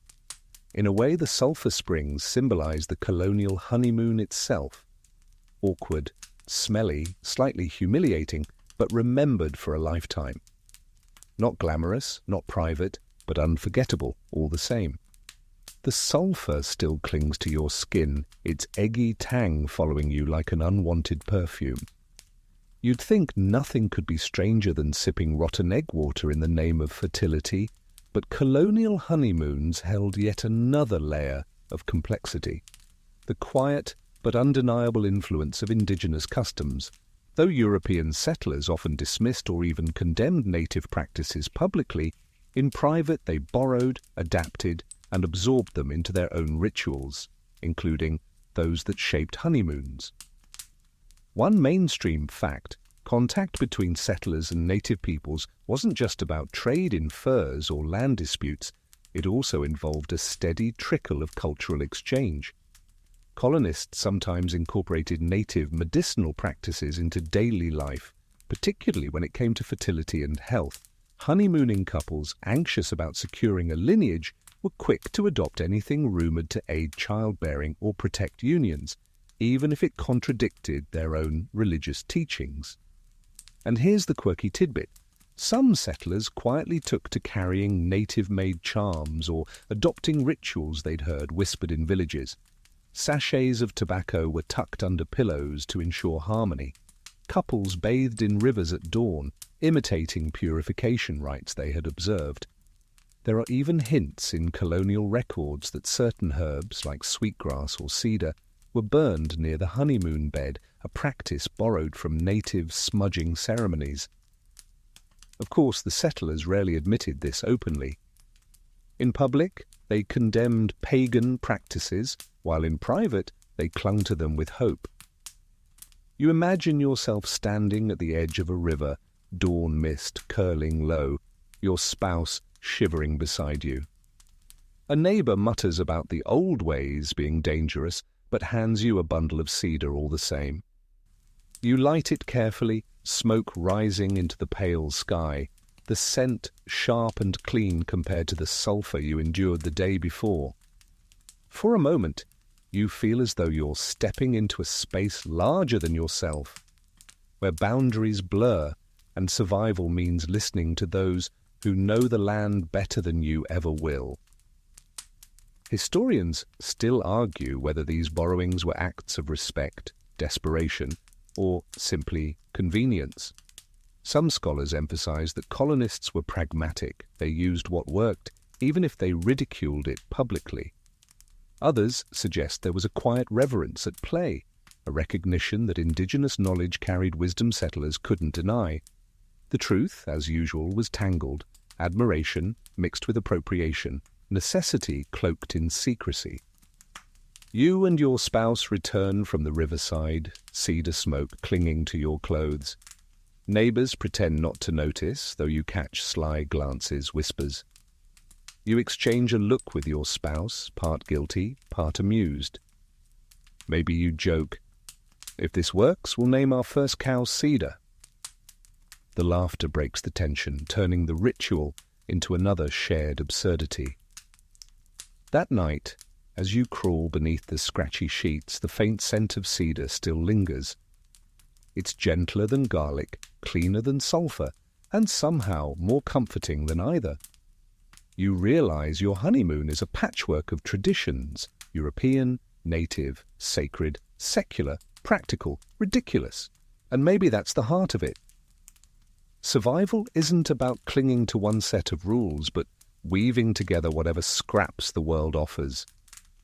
You close your eyes, the smoke still in your hair, and drift into sleep knowing your story is stitched from many hands, many voices, and many rituals, some borrowed, some imposed, all unforgettable.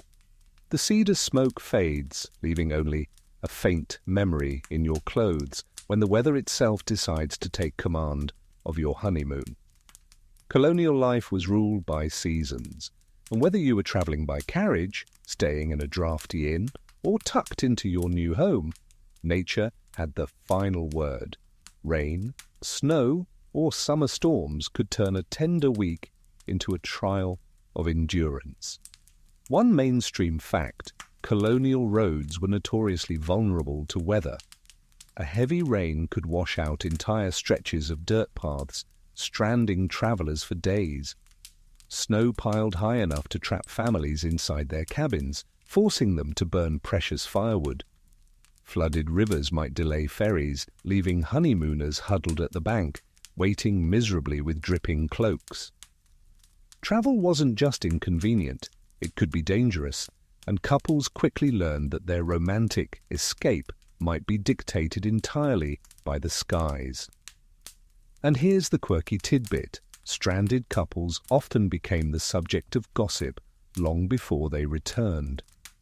If a snowstorm kept them from reaching the next town, neighbors speculated wildly about what they were up to. Some communities even joked that weather delays were God's way of granting more honeymoon. One diary tells of a couple snowed into a cabin for 3 days, during which the bride wrote wryly that their romance was tested more by the shortage of dry socks than by passion. You picture yourself huddled in a drafty cabin, storm winds rattling the shutters, the fire sputters barely holding its ground against the damp chill. You and your spouse share a single blanket, boots drying miserably by the hearth. The roof leaks in one corner, and every gust sends the candlelight shivering. You laugh softly, muttering that this is less a honeymoon and more a survival course. Your spouse chuckles, adding, "If we can make it through wet straw and frozen toes, the rest of life should be easy." Historians still argue whether colonial couples romanticized these weather ordeals afterward, or if they recalled them bitterly. Some letters describe storms as cozy interludes, with couples writing of shared fires and quiet bonding. Others complain of damp clothes, spoiled provisions, and sleepless nights on icy floors. The truth, again, likely lived in both extremes, misery in the moment, fondness in the memory. You step outside briefly, cloak pulled tight, rain stinging your face. The world feels vast, unrelenting, fields drowned in water, trees bent low, the road ahead vanished into mud. And yet you feel oddly alive, tethered to your spouse by nothing more than shared stubbornness. Together you wade back inside, dripping, laughing at the absurdity of calling this a honeymoon. Later, as the storm softens and you drift towards sleep, the rhythm of rain on the roof becomes almost soothing. The fleas, the gossip, the sulphur baths all fade under the steady patter of water.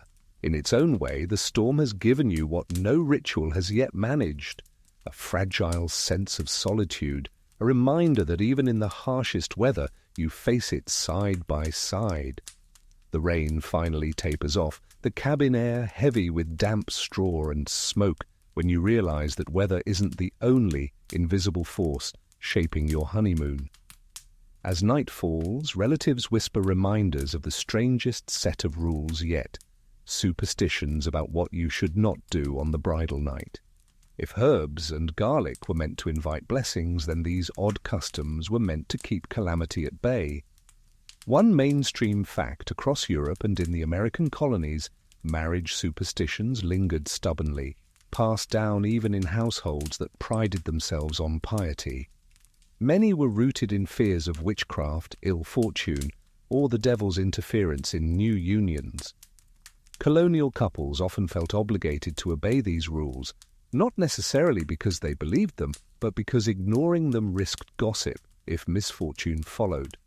And here's the quirky tidbit. One of the most persistent rules was the ban on mirrors in the bridal chamber. It was said that mirrors reflected not just faces, but souls, and to let your first night as husband and wife be witnessed by your own reflection invited discord or infertility. Some households went so far as to drape fabric over every looking glass, leaving the room dimmer, heavier, oddly secretive. Imagine fumbling around by candlelight while every reflective surface has been shrouded in linen. Other rules were equally strange. Bread was never to be cut at midnight, for it invited hunger into the household. Knives left unsheathed on the wedding night supposedly foretold quarrels. A bride dropping her shoe meant her husband would wander.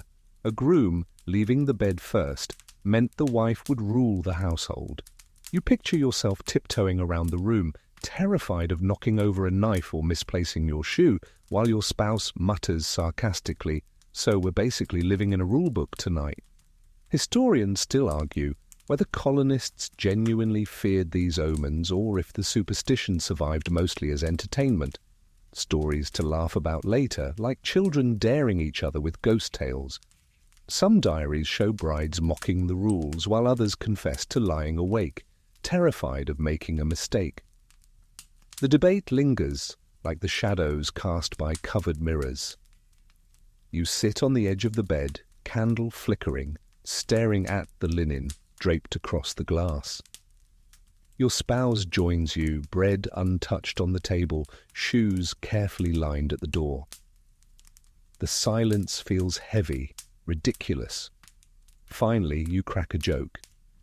If love is doomed because I cut bread after midnight, then maybe love wasn't that strong to begin with. Your spouse laughs, the tension dissolving, and suddenly the rules feel smaller, more manageable. The candle burns lower, wax dripping steadily, as you lie back on the mattress. Every creak of the straw feels amplified, every rustle a reminder of rules you might be breaking. But with laughter softening the edges, you find yourself less afraid. Because in the end, it isn't garlic, ribbons, or covered mirrors that define the union. It's the way you laugh through them, together. The mirrors are draped, the bread remains uncut, and the knife is tucked firmly back in its sheath.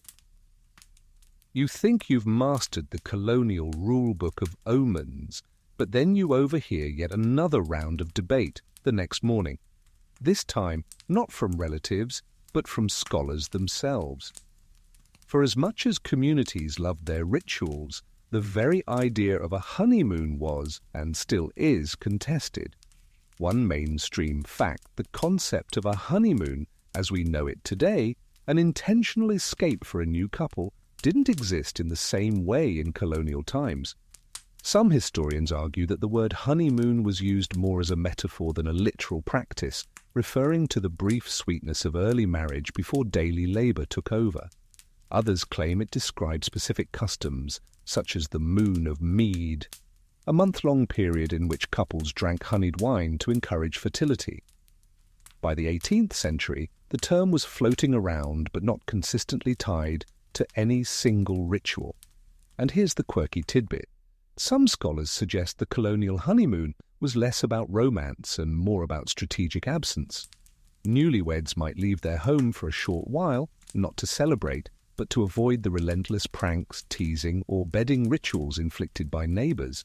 In other words, what we imagine as a honeymoon getaway may have started as a tactical retreat, less tropical paradise, more hiding from your rowdy cousins. You picture yourself sipping weak cider at breakfast, neighbors buzzing about what honeymoon really means. One insists it's a sacred lunar cycle, another swears it's all about honeymead. Someone else mutters that it's just an excuse to skip chores for a few weeks. You and your spouse exchange an amused glance, realizing that even as you live through it, no one seems to agree on what exactly it is you're living. Historians still argue this point fiercely. Was the honeymoon a distinct cultural phase or just a bundle of inconsistent customs that we've stitched together in hindsight? Some letters and records hint at couples disappearing for a few weeks. Others make no mention at all, suggesting that for many, life after marriage looked exactly like life before, except with more mouths to feed. You lean close to your spouse, whispering, "Maybe we should define it ourselves."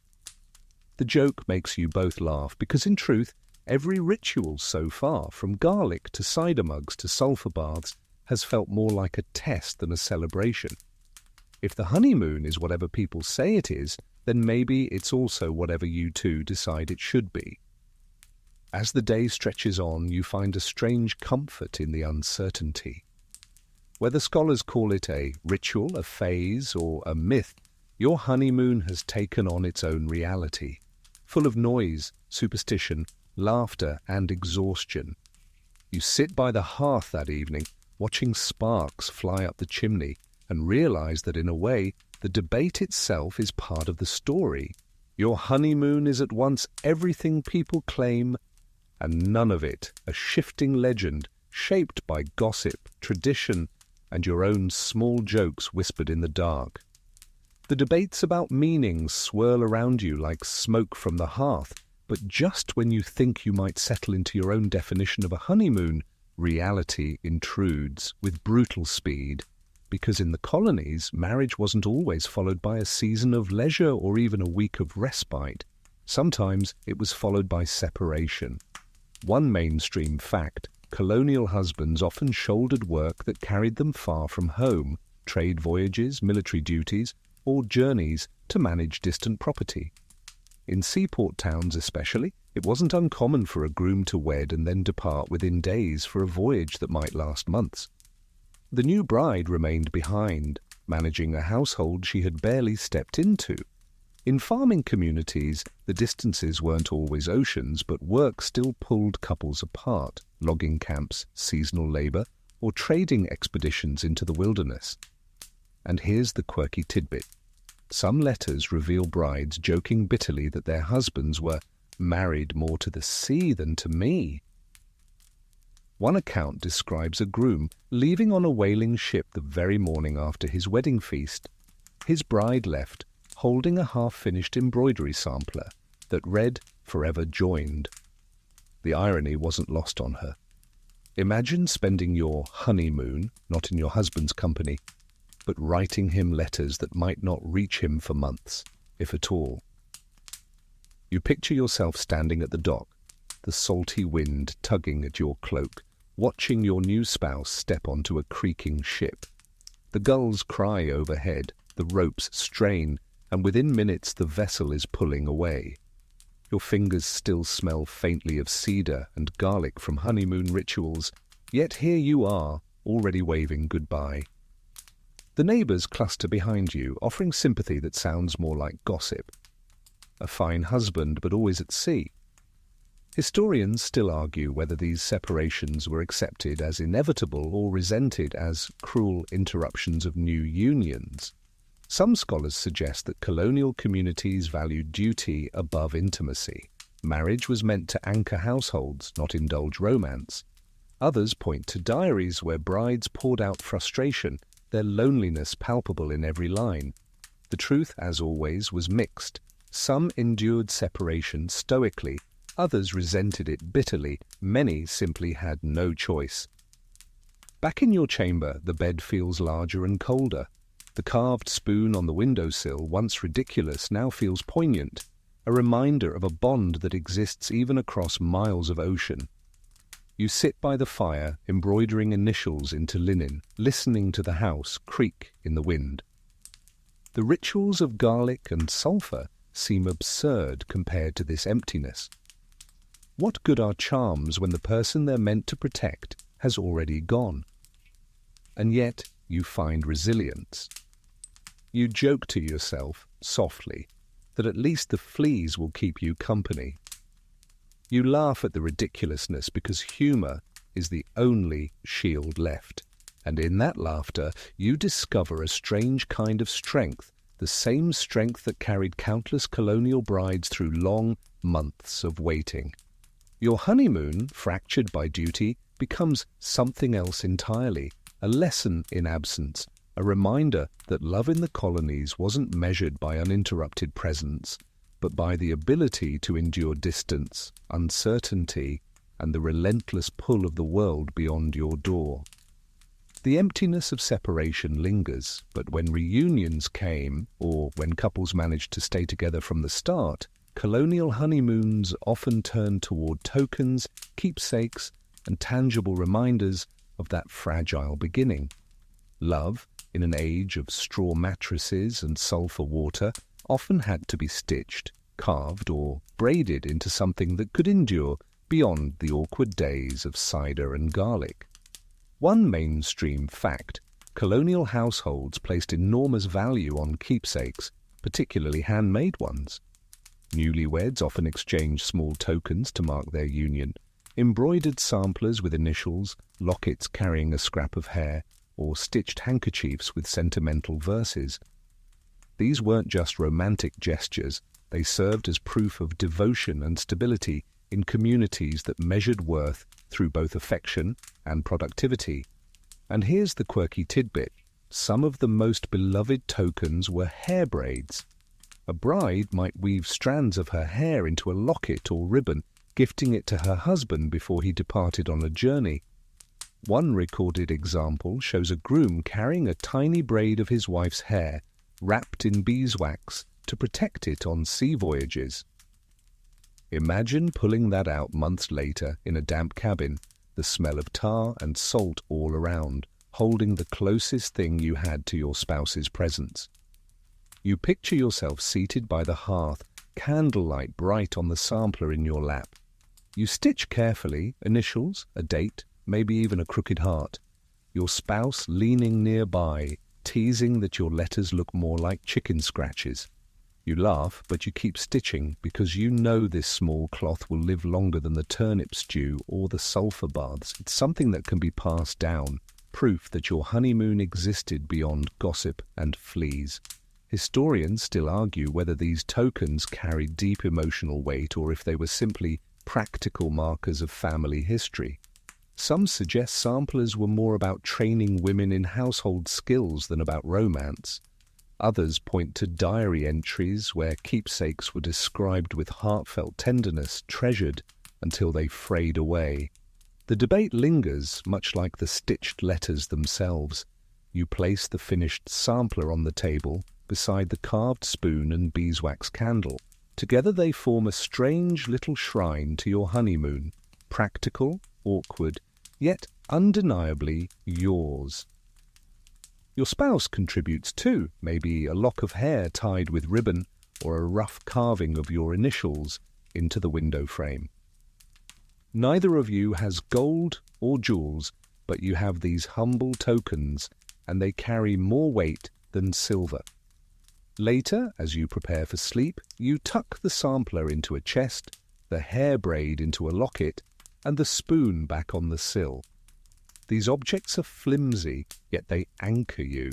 In a world where gossip twists stories, neighbors intrude, and storms sweep through without mercy, these small tokens whisper, "Hey, this is ours, this is real."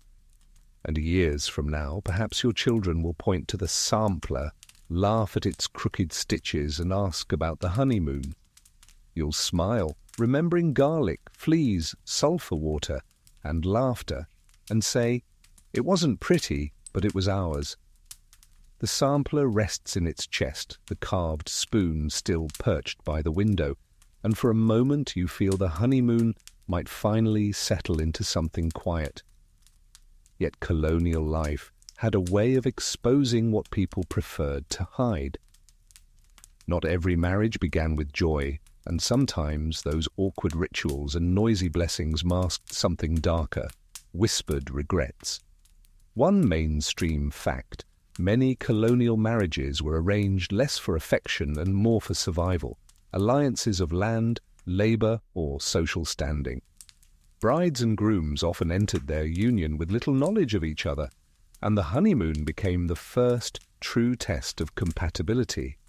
In letters and diaries, hints appear, brides confessing to fear, grooms admitting to disappointment, families pressing for optimism, while the couple themselves sat in silence.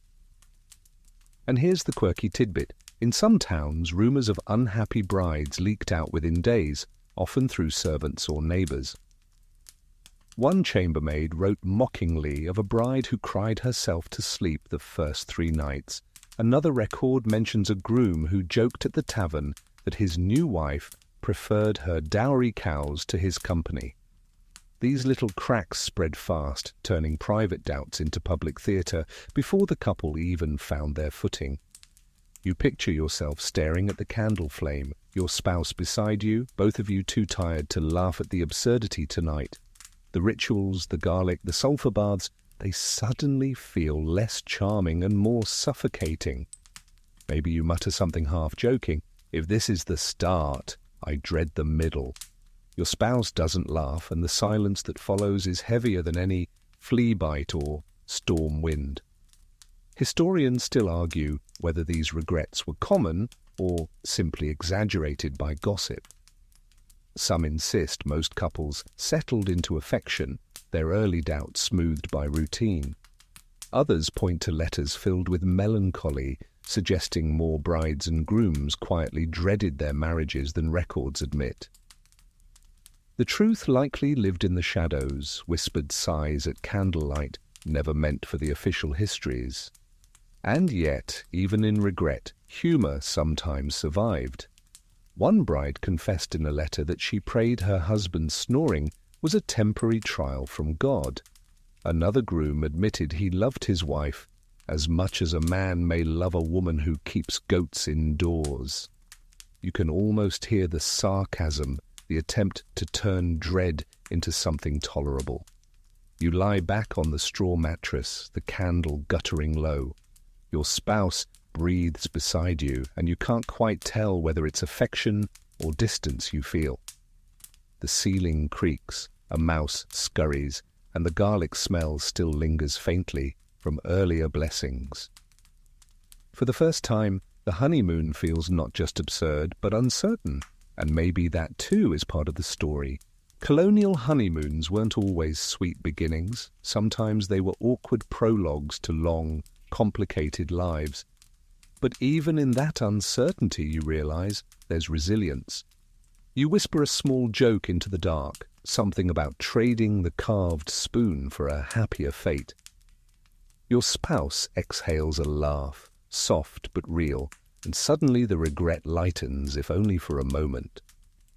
The candle dies, the air heavy with sighs, and though regret whispers at the edges, the morning forces you back into the rhythm of survival. For colonial couples, honeymoons weren't meant to be long idyls of indulgence. They were crash courses in running a household together. Love might have been the ideal, but survival was the reality. One mainstream fact: most marriages in the colonies folded immediately into labor. A bride was expected to take up domestic duties, cooking, spinning, mending, while a groom turned to fields, livestock, or trade. The honeymoon often doubled as training, where each partner learned not only about each other but also about the demands of keeping a household alive. Marriage wasn't an escape from work, it was the beginning of a joint enterprise. And here's the quirky tidbit. Some families treated the honeymoon as a kind of apprenticeship week, where relatives hovered nearby, teaching the bride how to milk cows or the groom how to split wood efficiently. Imagine the awkwardness of waking after your wedding night only to be handed a pail and shown to the barn. One diary wryly records a bride being told, "If you can churn butter well, your marriage will churn well also." She confessed later that her arms ached so badly she couldn't lift a spoon by supper. You picture yourself stumbling outside at dawn, dew soaking your shoes, while a relative demonstrates how to stoke the hearth. Your spouse is already red-faced from wrestling with a stubborn cow, neighbors laughing softly at the spectacle. The two of you exchange a look, half misery, half humor, knowing that romance has been replaced with chores. Honeymoon bliss becomes blistered hands, sooty clothes, and the faint smell of smoke clinging to your hair. Historians still argue whether couples found this transition natural or jarring. Some evidence suggests they accepted it without complaint, seeing marriage as primarily a practical arrangement. Other records hint at disillusionment, brides lamenting the loss of imagined tenderness, grooms confessing surprise at the relentless labor. Either way, the shift was immediate and undeniable, survival before sentiment. And yet, in this crash course of milking, mending, and mopping, a different kind of intimacy grew. You and your spouse laugh as you spill water down your front, or when the bread you bake turns to charcoal. These failures become your private jokes, softening the drudgery. The carved spoon on the windowsill feels less like a silly gift and more like a symbol. Every day you stir the pot together, proving that love can simmer quietly even in turnip stew. By nightfall, you collapse side by side on the straw mattress, muscles sore, hands roughened. The garlic charm under the bed seems laughable compared to the real work of keeping a fire going through the night. Yet, you feel a flicker of pride. If you can endure fleas, gossip, storms and sulphur baths and still find laughter in spilled milk, maybe your honeymoon has given you more than any romantic escape could. Because in the colonies, to survive together was to love together, whether you admitted it aloud or not. The chores pile up, the days blur into nights, and gradually the rituals that once seemed so pressing, garlic under the bed, cider in a slipper, grain in the sheets, fade into background noise. What remains is quieter, steadier, and more enduring. Your honeymoon, so loud and public at the start, begins to soften into something private at last. One mainstream fact over time, colonial communities relaxed their scrutiny. While the wedding night was often a noisy spectacle, the following weeks shifted into routine. Neighbours still gossiped, but less urgently. Families still offered advice, but more gently. The couple, once thrust under the candlelight of public judgment, eventually slipped back into the shadows of ordinary life. And from those shadows, marriage grew not from rituals but from repetition. Shared meals, shared labour, shared silence. And here's the quirky tidbit. Many couples kept one token from their honeymoon rituals as a lifelong reminder. Some preserved the carved spoon on a mantle. Others saved a candle stub or embroidered sampler, even if it was crooked. There are even records of couples tucking away bundles of herbs, garlic or rosemary, dry and brittle, long after their original purpose had faded. These objects, once ridiculous, became cherished simply because they carried the memory of a beginning. You picture yourself years later opening a trunk to find the sampler you stitched, its letters still uneven, or the beeswax candle stub faintly sweet. You smile not because the objects are grand, but because they remind you of surviving together. Through gossip, storms, pests, sulphur baths, and awkward laughter. Historians still argue whether colonial honeymoons deserve the title at all. Were they truly honeymoons, or simply the noisy aftermath of weddings, cluttered with ritual and work? Some say they were too practical, too public, too uncomfortable to count. Others argue that the awkwardness itself was the honeymoon, the first lessons of compromise, endurance, and humour stitched into a marriage from the start. You settle into bed one last time, the straw mattress softer now from months of use, your spouse's breathing steady beside you. The garlic is gone, the ribbons untied, the cider jug empty. What remains is the quiet rhythm of two lives weaving together, night after night. And so the strange rituals of colonial honeymoons fade, not gone, but softened into legend. They become stories told at firesides, half comic, half solemn. They remind future generations that love rarely begins with perfection, but with a jumble of noise, rules, laughter, and resilience. Now, as you drift at the end of this long journey, let the images soften in your mind. Picture the candles burning low, their flames dimming into steady embers. Hear the laughter of neighbours fading into the distance, until only a faint hum remains, like the memory of a song. The sulphur springs, the garlic, the fiddles, they blur into quiet echoes, leaving only the steady rhythm of your own breath. The bed no longer scratches with straw. Instead, imagine it smooth and warm, layered with soft quilts. The air, once sharp with smoke or garlic, now carries only the clean, faint scent of beeswax and lavender. The noises of the tavern below have fallen silent, replaced by the gentle creak of a house settling into sleep. Let yourself lean into that quiet, Let the rituals, however strange or uncomfortable, become distant stories, lessons already learned, burdens already carried. All that matters now is the closeness of someone beside you, the warmth of a shared blanket, the knowledge that laughter and endurance can weather even the most peculiar beginnings. You've walked through a colonial honeymoon filled with noise, superstition, and awkwardness. Yet now, as the journey slows, you see how those moments, however strange, stitched themselves into the fabric of lasting love. They remind you that joy often grows not from grand escapes, but from surviving together through the fleas, the storms, and the laughter in the dark. So let your mind loosen its grip. Let the candlelight fade entirely, leaving only calm shadows. Breathe slower, softer. You are safe, you are steady, and the story has come to rest.